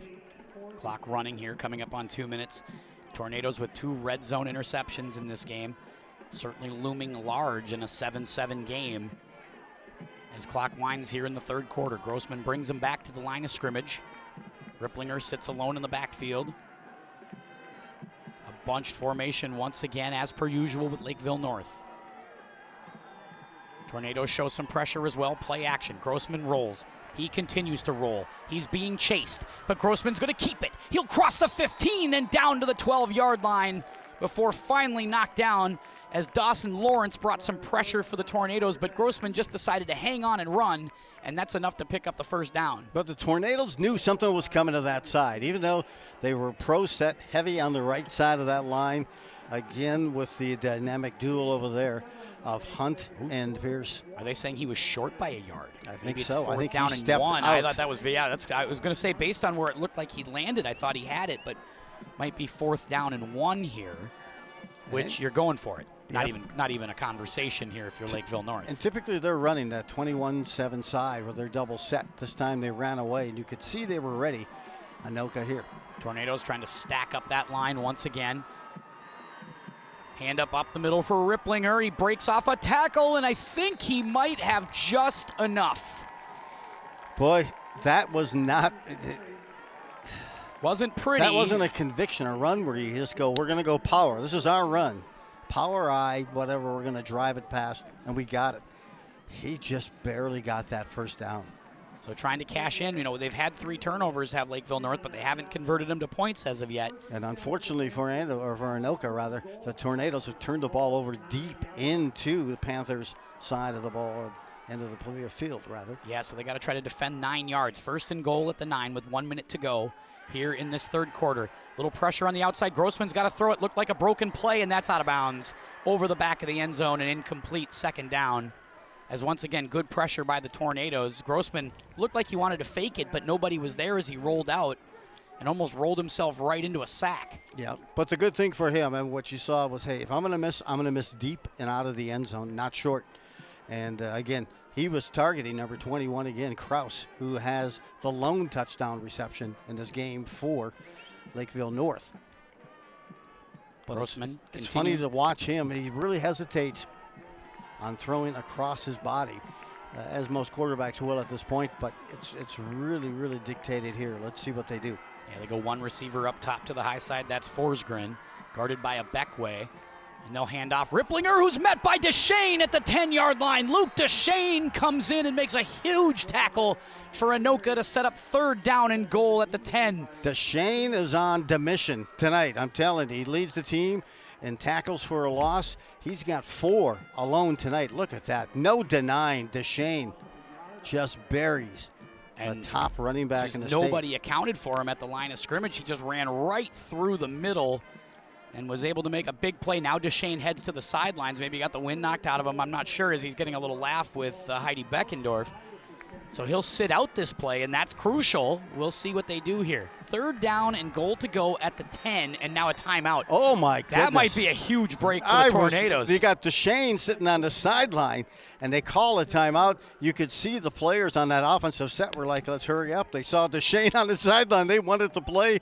But, again, it must have been close to the play clock expiring as 10 seconds to go. Critical timeout. What an ideal time. Third big timeout with 10 seconds to go here. Only the first timeout for Lakeville North in this, again, fast-moving third quarter. But now a critical third and goal where you're able to get your linebacker back out on the field in Deshane. Very critical down coming up here for the Tornadoes. Yeah, it was amazing because you could see the offensive linemen and everybody else like, he's out. Let's go. Let's get this in. And then he calls a timeout, does Grossman on that play. I'm sure helped by the coaches as the clock was winding down. So 3rd and 10. And it's just been a play here and a setup of just some gap plays for Lakeville North. It hasn't been a major play, a sustained drive. It's just been 10 yards, boom, maybe 8 yards here.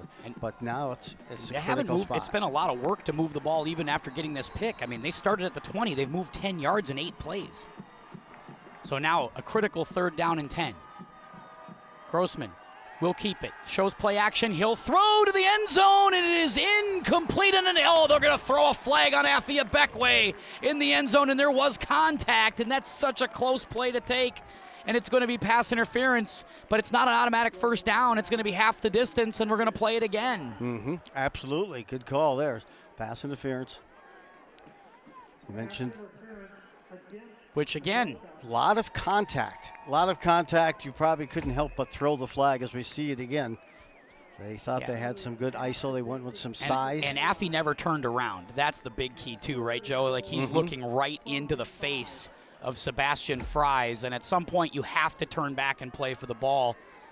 And he didn't, and that's where the call is. But now it's 3rd and 5, and again, I hate the rule. I just hate that there's not an automatic first down on PI, because I'd pass interfere every time in the end zone if I had the opportunity, if it doesn't cost me. But here they go, 3rd down and 5. Abekwe's going to line up outside on Forsgren. People are moving everywhere.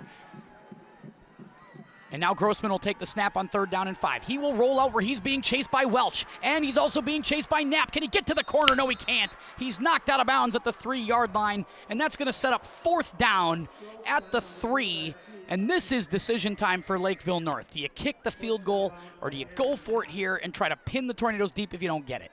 Yeah, you could tell that caught a little bit off guard was Grossman, just how close the Tornadoes were to bringing him in, but looks like that will close the end of our 3rd quarter. 3rd quarter in the books. There we go, Lakeville North and Anoka. They're tied at 7. We got a cool 4th quarter coming up, we think, here on QCTV.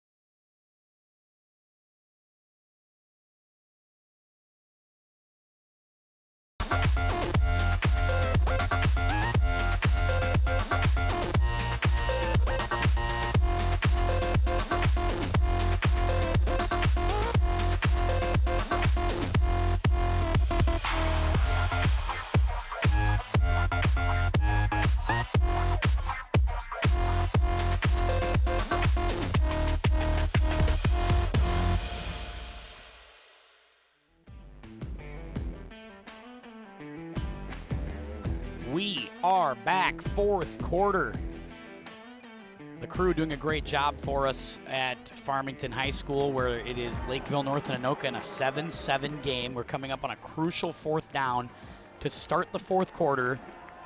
It's been an interesting game, no doubt about it. Tim Anderson, Joe Rulin hanging out in the bunker back at Champlin, where they are giving us water at the end of every quarter, which is nice of them. But I may need an IV. You may, yeah. I mean, it's a lot. It's having a lot of fun here with this one. We hope you're enjoying it. I know this is the live feed on QCTV. I hope you're enjoying that, and or watching it later on the next morning. Who knows, wherever you are, but we want to thank you for being here. They're going to kick the field goal. They bring in Colander to kick this field goal, and this is basically an extra point, 21 yards, and a chance to give Lakeville North the lead here to start this 4th quarter. Snap, spot, kick. It is up, and it is good. Well, they're a little slow getting those arms up. Yeah, they have some weights around those the things, referees. But, they're not getting. You're not getting paid by the hour, guys. Let's hustle that up there. But there you go. Big decision. You know, hey, can we hold them? Because keep in mind, Anoka has driven the ball deep into the Lakeville North side of the field and deep into the 5-yard line where one pickoff took place, and the last one I think maybe near the same, maybe between the 5 and the 10-yard line. Another pick, unfortunately, for Podani. But Anoka capable of driving the ball and getting deep into that territory, and Lakeville North says we need points. Yeah. We need to change that number. I think Paul Molitor would say that when he would coach the Twins. Let's just change the number, okay? Let's just work on that this inning. But this time they did, and hey, 10-7. These two teams combined, per game or for the season, Lakeville North had put up 300 points. Meanwhile, for Anoka had put up 320 points a game. And who would have thought there was going to be 10-7 as we now begin this 4th quarter? Yeah, you got to really tip your cap on that last defensive stand to Adam Denicky and that defensive coaching staff for holding down to just a field goal. That's a little squibber. They're going to keep it away from Kamari Hibbler, but it's going to go all the way back to Hibbler, and now Kamari's going to try to turn the corner at the 15. He'll cross the 20 and get to the 23-yard line before he's brought down, and the Tornadoes will take over from there. Here's a need to know. I've been hiding in the hat the whole time, and Jeff Nelson may have some additional super fan, but this is the only time these two teams have ever met in the history of Anoka and Lakeville North. And on the gridiron. I think the folks in Lakeville think Anoka's practically Canada. I don't think they've even crossed. Witness relocation. I don't think they've been up there. But Lakeville South up there for that first visit last week. I think they were worried. They brought their passports with them. That's it. They sent them up as kind of a test route. Yeah. 11:49 to go in the game. Padani's going to fire on first down. It's caught. It's complete. And it's going to be a pickup of about 7 or 8. Trey Borchers will take that one on the high side before he's brought out of bounds. Yeah, fourth reception for Borchers here in the second half. And I'm telling you, you don't have to overthink it. Get it to the outside. Throw a quick snap, a good ball. Spin it out. Let your receivers do some work, and then get it north-south. They're trying to run a little game where hopefully they can get maybe 2-on-3 on the outside, where maybe you get a couple receivers blocking and then room up the middle. Maybe a receiver makes a guy miss. Now Abekwe stands alone up top, and they'll bring Band, Borchers, and Hendrickson to the near side. Back to pass Padani. Now coming in underneath is going to be Hendrickson. He's going to make the catch, cross the 30, and get to the 32-yard line. Nice little gain right there as they run that play a lot, that little wide receiver comeback play, and a flag is going to come down. We'll see if this is going to be holding on the Tornadoes. And that's the tough part of these screens. If you make contact before they catch that ball, then you're going to get called for some interference. It's going to be an illegal block, it looks like, of some sort on the Tornadoes. And that's the thing, these offenses, this offense specifically, Joe, requires a lot of precision, so you get a lot of these kinds of penalties throughout the course of a game. As we'll try to see if, there's the block in the back. It's right there. 72, Mason Brent came in and just clobbered the Lakeville North player from behind, and that's, you can't do that. So, tough play. I still like the quick outs, and just chip your way down the field and let Welch run north-south. Yeah, behind the chains now, though. It's second down and 15. Welch will stay in the pistol with Padani. Back to pass is Peyton. He's going to look, and he's going to fling one up top wide open Abekwe. He'll catch it at the 32. He'll get to the 33-yard line, and that is how you get the yards right back. A nice play, little pitch and catch to Affy Abekwe, who's having a big night. Abekwe was not going to be denied. He had it. He was 2, maybe 3 yards short upon the time that he received the ball, but there was no way he was going to be denied that first down. He surged across, and a big pickup now for the Tornadoes. Trying to stretch the field a little bit, and they've been throwing these quick outs for like 1 to 2 yards. That time they go over the top, handoff up the middle. Welch met, and he's going to break a tackle, but maybe only get a yard or 2 before Casey brings him down for Lakeville North. You know, Welch has ran hard tonight, no doubt about that, but he's been bottled up. Nice job by Lakeville North tonight. They have really controlled this ground game of Anoka. They have, and they have. The minute he has to go a little bit lateral, he loses that edge, and defense can certainly bring some punishment to him. But north-south, man, he can deliver. Second down and 8. Back to pass. 3-step drop. Now Padani's got to dance. He's got to move. He's going to keep moving. He goes to the high side. He'll throw. It's caught, and that's going to be caught at the 48 by Trey Borchers, and a first down for Anoka, as now Borchers and Padani are finding their rhythm. They are in a connection here. The 5th reception for Borcher here in the second half. And that time, showing a little wiggle, showing a little swag, and Podani finds the open Borcher. Little improvisation. Now Welch on a quick out. He's got room. He'll cross the 50. He'll cross the 40, and he's knocked out of bounds as he's getting near the 30-yard line. The little quick hitter to the to the running back on the near side, and Welch had room to run. Hey, the sequence, this play calling really has them in a great cadence right now, and they're going fast, right? Got to go fast. Keep the Panthers on their heels.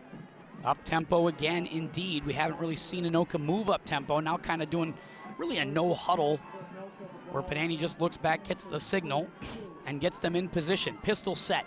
3 wide receivers up top. Borchers sits on the high side with Abekwe in the slot. Handoff, it's Welch. He'll cross the 30 and get to about the 28-yard line. Okay, now you got to still thinking, hey, if you are Anoka, hey, quick out. Hey, maybe a quick slant out at a space, but prevent yourself from throwing that deep ball over the middle. They've been down here a series of times here in this game. Cannot afford to turn it over one more time. Yeah, certainly not. You got to take care of the ball in this possession. That is paramount. They always say the ball is the program, and it certainly is right now. Got to protect the ball at this stage and try to get points. Panani, 3-step drop. Now he looks. He fires over the middle. It's caught, and it's Caden Ban. Ban to the 15. Ban trying to get to the 10 before he's knocked down, and it's going to be first down and goal at about the 10-yard line for the Anoka Tornadoes. And that was a big-time throw from Peyton Panani to Ban. Hey, Ban flashed the leather, climbed the ladder, made the catch over the middle. Beautiful job. He was almost triangulated that time by the Panthers defense and found his way to the outside and takes it down to the 10-yard lines. On the move, here comes the Tornadoes. They are starting to swirl. I see what you did there. See that? Nice move. First down and 10. And, first and goal at the 10-yard line. So Panani will sit. Pistol. Fakes the handoff. That looks like a busted play. Panani's going to have to eat it, and he's going to lose about a yard as Lakeville North will wrap him up. Hunt was over there among others, and that's going to set up second down and about 11. At the 11. I bet here and now. You got to try to find where are your receivers going to be isolated, who's playing off, and if anything, if anybody's going to be running that ball, I want it to be Welch. And if it's going to be an out, get it to your receivers on that outside. Borchert is one of those players who certainly has been a target here in the second half. Can't imagine you might see a running play. We'll see on second down and 11, but they have spread them out. Very spread formation pistol here. Panani fakes it. Now he sets, throws, foot in the ground, intercepted at the goal line. Oh, man, a huge turnover on the 4th interception of the night from Peyton Panani, and a big interception again inside the red zone, and Lakeville North takes over at the 20-yard line. Well, I got to tell you, though, this was a heck of a defensive play Tony by Johnson the Panthers. did it again. Over the top. The throw here just a little bit too far inside. If you're going to miss outside. And he climbed over the top of the Anoka receiver and came down with that ball. Wow. And what is 1 yard? Is it? I think it was a half-yard line. Yeah, he might be at the half-yard line. So, yeah, they're gonna be pinned at the 1, which is... Stop him here. You're driving down. You're hitting your spots. You're in a zone. And then you get that turnover. Man. But now, just stop them. Hey, shut the door here, get them 3 and out, and you get the ball back in some great field position if you're Anoka. The yin and the yang here tonight, a rare no touchdown 4-pick night for Panani, 10-7. And again, you're right, ball at the half-yard line. Not a lot you can do here. We'll see what the Tornadoes can do. They're going to show pressure, and that's going to get blown up. And is that going to be encroachment on the Tornadoes, or is that procedure? And I'll tell you, as a quarterback here, you're trying to drive them offside. That is the whole point, but they called it against Lakeville. So great discipline by the Tornadoes. Maybe a 3-inch penalty right there. Right, you got nothing to lose, so Absolutely. You're going up there with the intent of saying, guys, we're going to try to draw them off. That's the whole intent here. And now there's a lot that can go wrong because now you're not used to running plays at your own half-yard line. So this is where the snap, all the procedure stuff's really important, right, Joe? You got to snap it well, got to get this ball out fast. And if you're the Tornadoes, I think you're pinning your ears back here, don't you think? I think the Panthers are rolling to the left. We'll see what happens. Grossman under center. They show blitz. Here comes Zach Welch coming on a blitz. Grossman's got to run. He runs from Chamberlain. He's got to throw it deep. And it is on the ground, incomplete. Incomplete pass at the 40. I think they thought they had a pick. It looked like it hit the ground. Devin Lucas was there for the Tornadoes, and he thought it was an interception. But we got a flag down as well. Let's see what this call is. We may have some interference. Sideline warning on Tornadoes. And so you got to be careful there. That's a sideline warning. Third down, or it'll set up second down. As you can see, the pressure was there, Joe. Yeah. And he kind of defaults to that left side on the It's a close one for Lucas, but yeah, I think that hits the ground. I do. That hit the ground, but he's going for Fry's. Fry's a big target, 6'3", 225. And he's gone to him several times, 33 receptions on the season for Fry's, and now a 2nd and 10. 2nd and 10 from about the 3-inch line. And again, they're showing pressure, and they're going to bring the house straight ahead. Ripplinger just trying to find some room, and he's going to get bottled up at maybe the 1-yard line. I don't know if he got much. And it's going to set up third down That and may long. be the 1 foot line. Yeah, no doubt. They got it just to the 1 yard line. And now here again, if you are Anoka, make sure you are not going to get drawn off by a hard bark, or maybe even they try to initiate a little move inside to draw you offside with a hand down in the dirt. We'll I think see. this is peculiar too, because you don't want to turn it over with a pick in your own end zone or a safety. Can't be overzealous in this situation. So you will see if Lakeville North wants to play this a little bit close to the vest here, or if they go aggressively. We'll see. They're basically standing in their own goal line, and that's going to be a penalty again. They jumped on that left side, did the Panthers, and that'll move them back 6 inches. Well, the 3 inches they gained, they're going to have to give it right back. And so here we go again. Third down, and I mean, this is as close to your goal line as you can possibly be. And on top of it, the quarterback is having to come back. You can see the movement on that left side. And they're double teaming Chamberlain at the line, which is going to free up a Welch or a Deshane, I think, if they want to make a blitz here and try to put some pressure. We are under 7 minutes to go in the game. Lakeville North leads by 3. Defensively here, curious to see if Anoka will just bring Deshane over on that right side because Deshane of the tendency Welch. of Grossman wanting to roll to that left side. Deshane shows blitz. He creeps up on the line. Now back to passes Grossman. He will fire it incomplete. Incomplete for Fries. It's 4th down, and they will punt with their heels on the back goal line. Boy, Grossman really missed a wide open receiver. Not that he could have gotten a first down, but he could have contended near that, but he was way over the top. I mean, he needed a 10-foot ladder. That ball had to come out within a half second. You can't sit back there. No.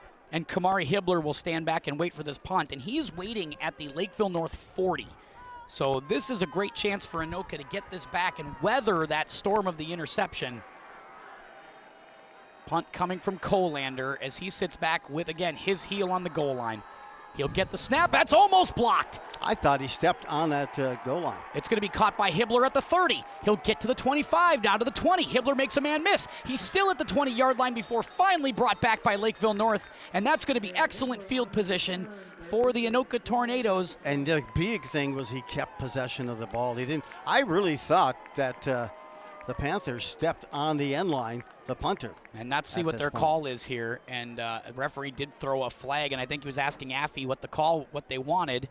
I think they're going to take field position here unless there's a safety, and I think that's what maybe they're trying to. That's where I think it was a safety. I'm curious. Well, if it's a penalty in the end zone, I have to think it is, right? If it's a penalty in the end zone, and I think they're going to check and see. A penalty or the fact that the punter stepped on the end line before he punted it. And let's just see what the referee wants to call. This is a pretty critical spot in the game. And let's see what this call is as we wait. Flag down. Anoka got the punt down to the 20-yard line of Lakeville North. So let's see what this call is. It's a procedure penalty on the offense and a personal foul roughing the kicker on the defense, so and they'll offset, and they're going to replay 4th down. Goodness, you cannot rough this guy. You got to keep him. See, yeah, he's right on that. I mean, the gray, I think, is technically in line. The white is the out, and yeah, they hit the punter right as he got rid of it. And again, it's because it's such a short drop. I mean, it's less than what the punter normally has to work with. So you cannot rough this guy. And they do let the punt get off this time. Hibbler will go back and get it at the 40, now the 41, now 35. Kamari looks for a block as he crosses the 30, and he'll get to the 28-yard line. So it's going to be about an 8-yard loss from what they had on the previous. But I like the return. He found a gap, went in.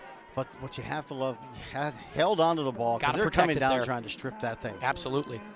And Kamari, again, fuming as he hits the sidelines because I think he's like, one more block and I'm gone. I can get to the house. I think Kamari thinks he can score every time he touches it. And 1st down and 10. This is the 6th chance deep into the Lakeville North territory. No shortage of opportunities for the Tornadoes tonight. They have got to cash in. 6:12 to go, and the time is now for Anoka.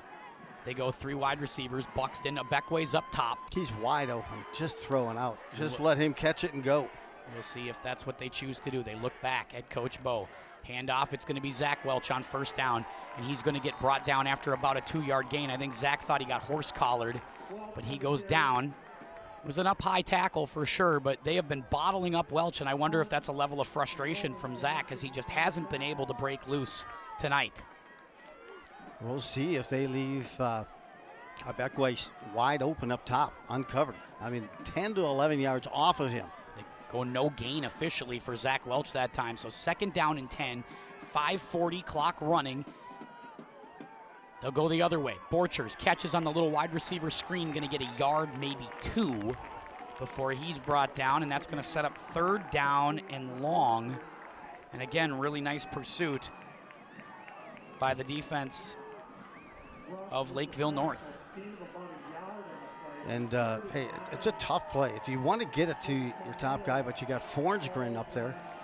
He's got an interception on the season, but he is 10, 11 yards off of. I got to find 5, the safety, and not throw it at him. Tony Johnson, 2 picks. Got to avoid him like the plague here, I would think. Don't throw it at him. 3rd down and 9. Beckway lines up with Ban up top. Borchers will come in motion now. Padani waits in the pistol. 1 step, now 2-step drop, and he's got Borchers wide open. Caught Trey Borchers as he gets it at about the 11-yard line, and he was just wide open, and a little soap bubble from Padani hits it on the high side, complete, and a 1st down Anoka. Yep, and this time he threw it to the right side, also away from the defender. Hey, a great route run, a great scheme on that particular play, because that time they brought Beckway in tighter, and then that allowed Borcher to get to the outside. Yeah, a little wheel route from Borchers, and he was able to get open. Now 1st and 10, they can get a 1st down at the 2-yard line. Back in the pistol, 4:46 to go. Welch goes in motion. They're going to go to a Beckway on the quick out, and a Beckway is going to pick up about 5 or 6. And that'll set up 2nd and short, and that has just been the MO tonight, the SOP, if you will, for the Anoka Tornadoes, as they have just gone quick to a Beckway all night long. Get those passes and let your receivers do the work, or in between the guards, north-south, and the running of the ways there for the Tornadoes. Very critical down right now. 2nd down and 5. Still can get a 1st. Can get a 1st at about the 2-yard line. We'll see if this is Zach Welch time. They go in motion. Handoff on that to again, Welch, and nothing doing. Great job once again on defense by Lakeville North, as they have had an answer every single time up front. That time again, Braden Owens has been the man up front for Lakeville North. 3rd and 4. I like that play as well. Motion, had him running right north-south, but excellent play too. And picking up another assist on that was number 7 on that tackle. Trying to get this done between the tackles, and again, I think oftentimes where he's at his best is on the outside. So I'm a little surprised that they have not tried to get him out between the tackles a little more often. Now Welch goes, he'll take a little pitch. He gets outside and he's knocked down. What a great play on defense by Lakeville North.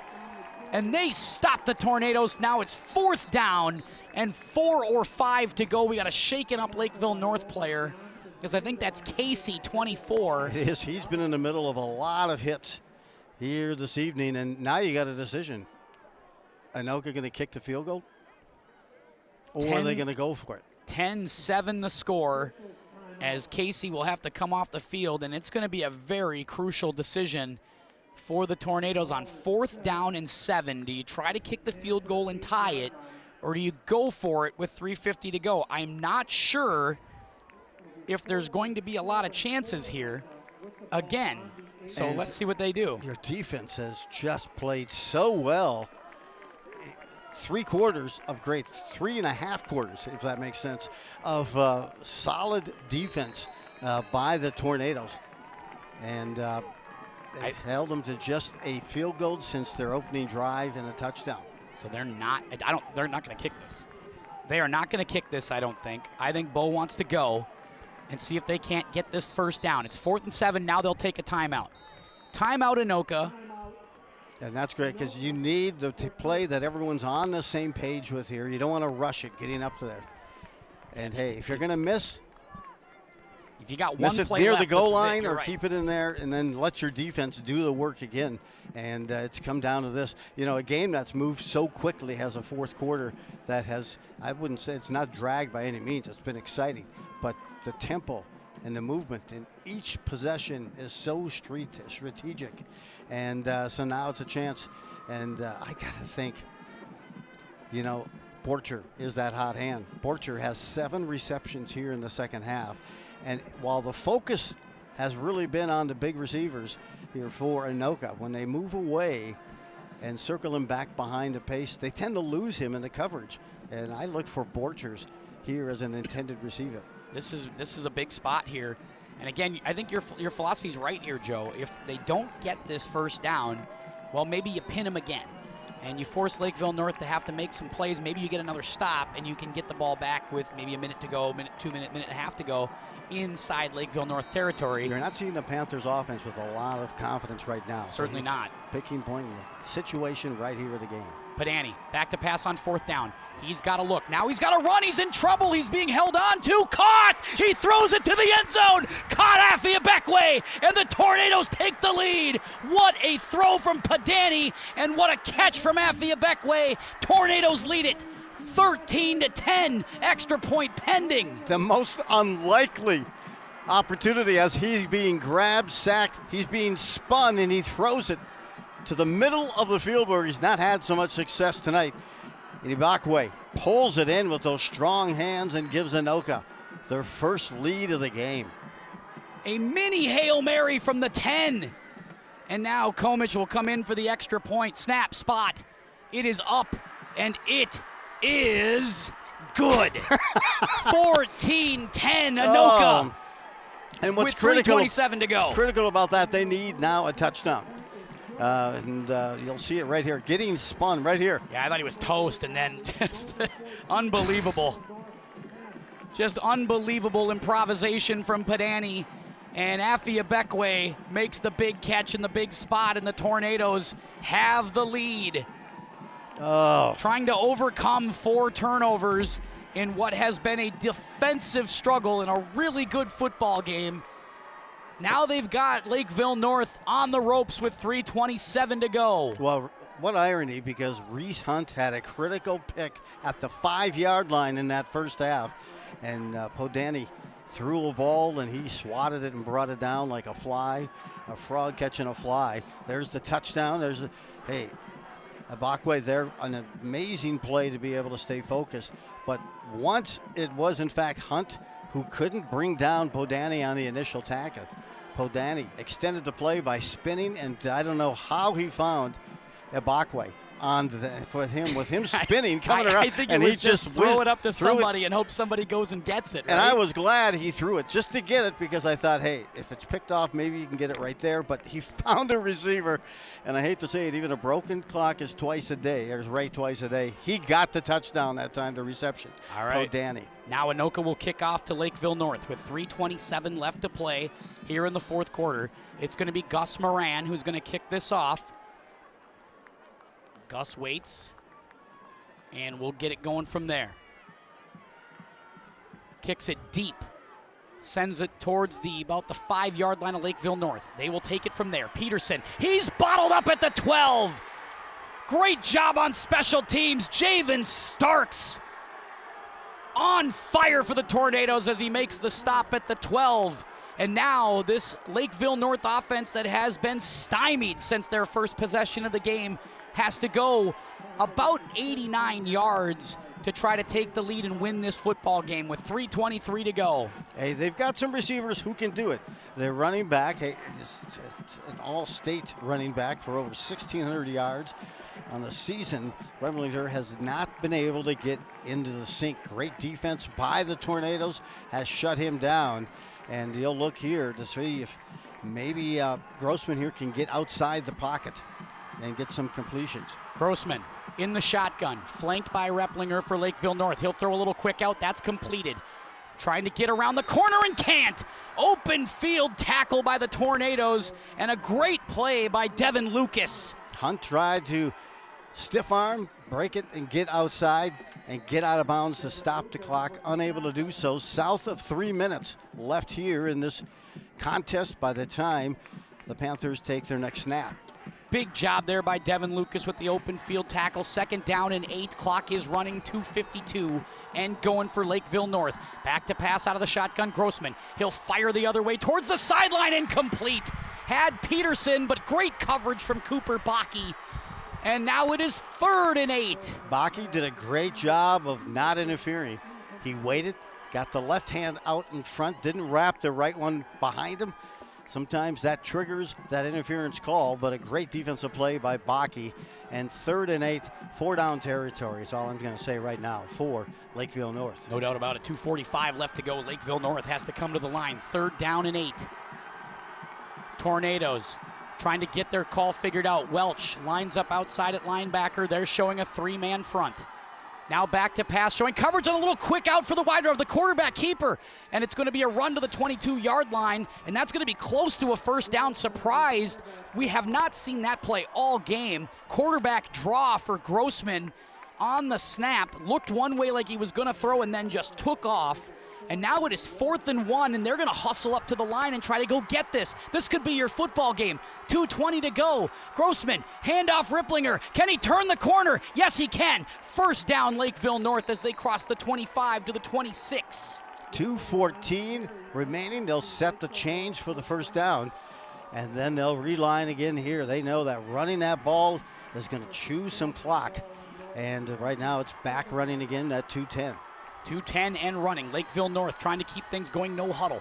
Staying in the shotgun is Grossman. Ripplinger flanks him. Now back to pass and rolling out. Grossman steps up. Now he's got to step through and run. He's going to cross the 30. He's going to get to the 35 before he's knocked out of bounds by Ethan Mossman. And that will stop the clock with 1:55 to go. Now Grossman looking to run a little bit more, being aggressive at this stage, Joe. Hey, critical that he got out of bounds. I really thought he could have closed and got that 1st down on that previous carry, but that created that 4th and getting that 1st down here by their running back for the Panthers. But right now he's trying to open up that field, and he has got to take what they're going to give him right now, Anoka. With 1:55 to go, 2nd and 2 now for the Panthers. 2nd and 2, as you mentioned. 1:55 left to play. Tornadoes showing tight coverage, so they're not really dropping back and doing a lot of prevent. They're still trying to be aggressive. Grossman will wind up and throw. He's going down the field. He's got a guy. It's tipped. Athia Beckway comes up and makes a huge play, playing safety, it looked like right there. And he was able to knock it down. Usually they line up Athie at corner, but he was reading that like free safety, and he bats that away. I like this play. He made the cut. I thought for sure he was going to bring that in and maybe take it to the house for a pick 6.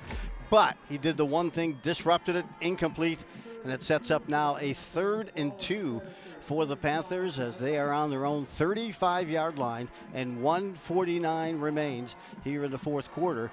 And it is Anoka with that 14-10 lead post the touchdown pass from Podani.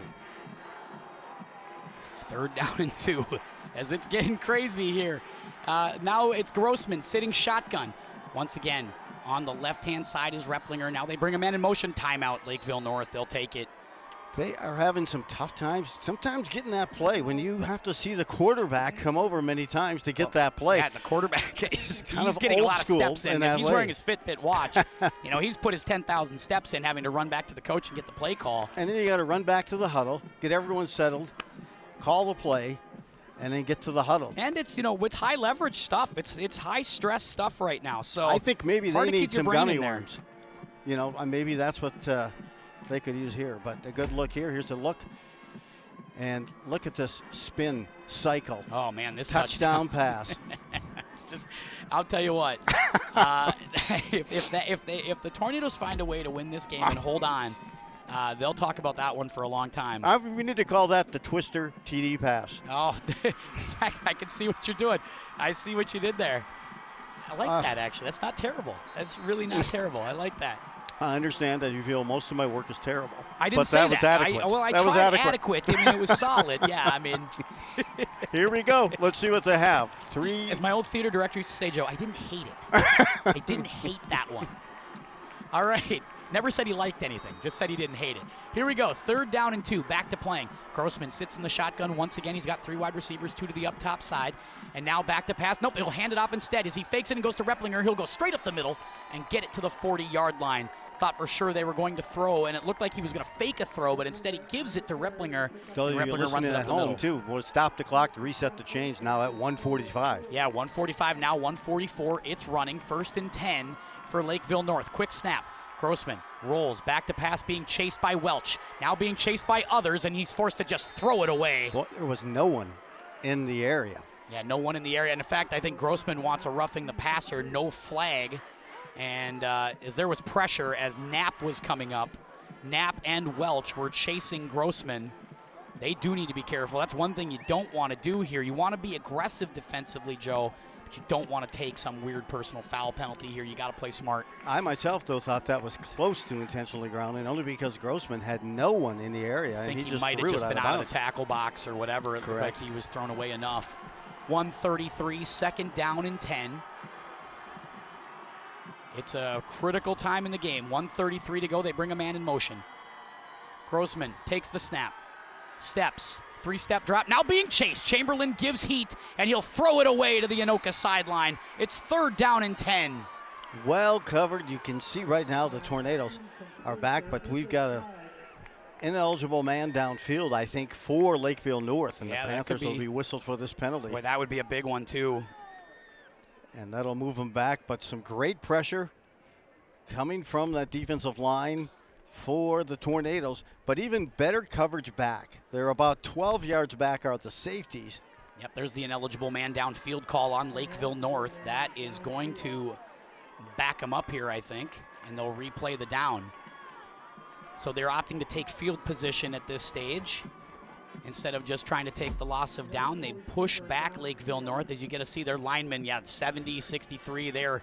63 is basically at midfield when this ball's thrown, like he's in the route. He was actually where the safeties were when they started the play. For Anoka, you're right. He probably thought he was in the route. So second down and 15. They back him up with 1:26 to go. The ball's spotted at the 35-yard line of Lakeville North. Grossman sits in the shotgun. Replinger sits right next to him. They have three wide receivers. Grossman, 3-step drop. Now he'll throw it from the 25 over the middle. It's intercepted. Luke DeShane intercepts the ball. The Tornadoes have it. They'll go to the 20, and he's down at the 15. Luke DeShane might have just put the Tornadoes to U.S. Bank. What a play by the Tornado defense. They have come up big all night, and they did it again. The big diesel DeShane. Wow, sitting back and playing this one. He was waiting for that pass to be tossed. Ready for it, hopped in front of the receiver. Great hands, locked it in. Saw the eyes of the quarterback the whole way, and DeShane just wants to make sure I'm not going to turn this thing, fumble it back, get out of bounds. And this is going to be an Anoka win with 1:14 to play here in this contest. Anoka with a 4-point lead and deep now into Lakeville North territory. That is the most irrelevant part, but the fact is that the Tornadoes have possession of the ball and can probably... And the Anoka crowd, I can't see them, they're wearing camouflage, but they're all excited about what they're seeing right now. This Tornado team on the verge. Zach Welch forgot to block on that pick. He leaped 8 feet in the air celebrating and then had to run back like, oh man, there's still a game going on. 1:10 to go. The number one seed, big. Lakeville North Panthers, about to go down to the number 2 seed, Anoka Tornadoes, as they keep moving forward here in this state tournament. Lakeville North, just that offense after the first possession stymied the rest of the night. Tip your cap to Adam Denicky, the defensive coordinator, Jeff Berkeley, and that entire defensive staff. What a job they have done tonight on this Lakeville North offense. But on an offense, you're going to see that the Tornadoes really outgained Lakeville North as they drove the ball deep consistently into the Panthers' end of the field, if not for a couple of previous interceptions at the 5-yard line surrendered by Anoka. But it was Podani that time who stayed poised. I got to tell you, you just got to stay poised and keep your head in it. He didn't give up. He went into the spin cycle, the twister touchdown pass. Joe, it's winter season coming up for us already. Can you believe that? Oh, Next by week, the way, girls yes. hockey, St. Cloud Tech and Anoka. Hill Murray coming up against Champlain Park, Coon Rapids, and then, of course, Edina and Andover. Got winter stuff coming around the corner.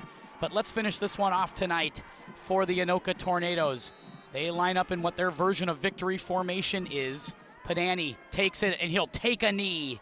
He takes a knee, and the clock is running with a minute to go. Lakeville North absolutely crestfallen on their sidelines as the Tornadoes might be realizing something that has been so long in the making. 6 years for Coach Bo, but I've been at Anoka for a long time, and this has been a long time coming for this school and this community, and they are just tasting it with 40 seconds to go in this one. One more snap ought to do it. To the Final Four and taking this win to the bank. How about it, Tornadoes? The snap is good. Padani takes a knee, and the Anoka Tornadoes are going to the bank. 14-10, they beat Lakeville North to win and go to the Final Four in 6A. Have a day, Peyton Padani, Zach Welch, and Afia Beckway. I just got to appreciate the stick-to-itiveness of Padani, not to give up.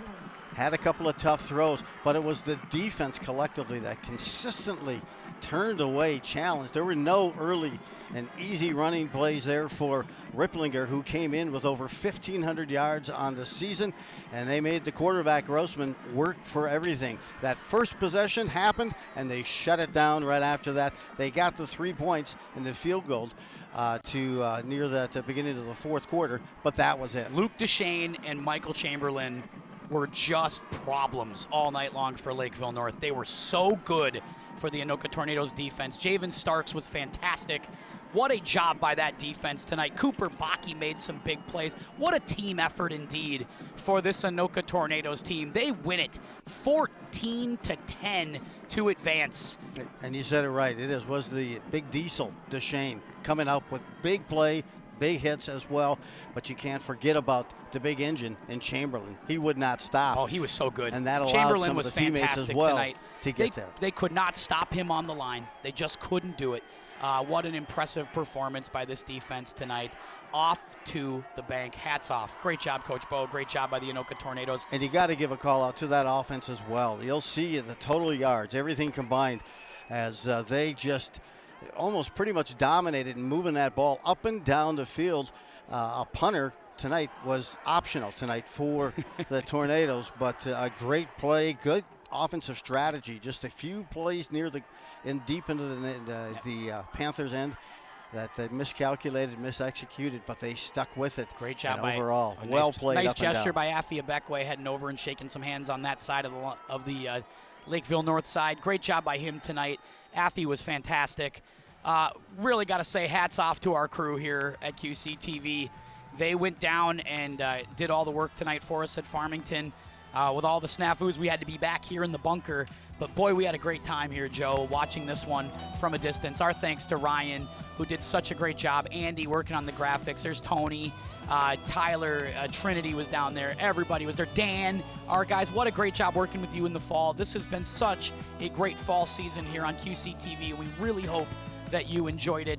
And thanks for listening to us on the live feed tonight. I hope that you enjoyed that. I hope Joe and I were able to give you something, and I hope you enjoyed the tape delay. And I have a feeling the Tornadoes will be watching this tape delay for a while. Hats off. My thanks to Joe Rulin. For everybody else here at QCTV, this is Tim Anderson saying keep your head up.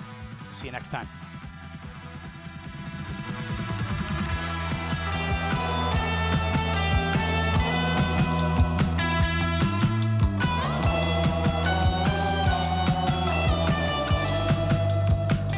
This material is property of the Minnesota State High School League. No downloading, saving, or archiving of this production is permitted.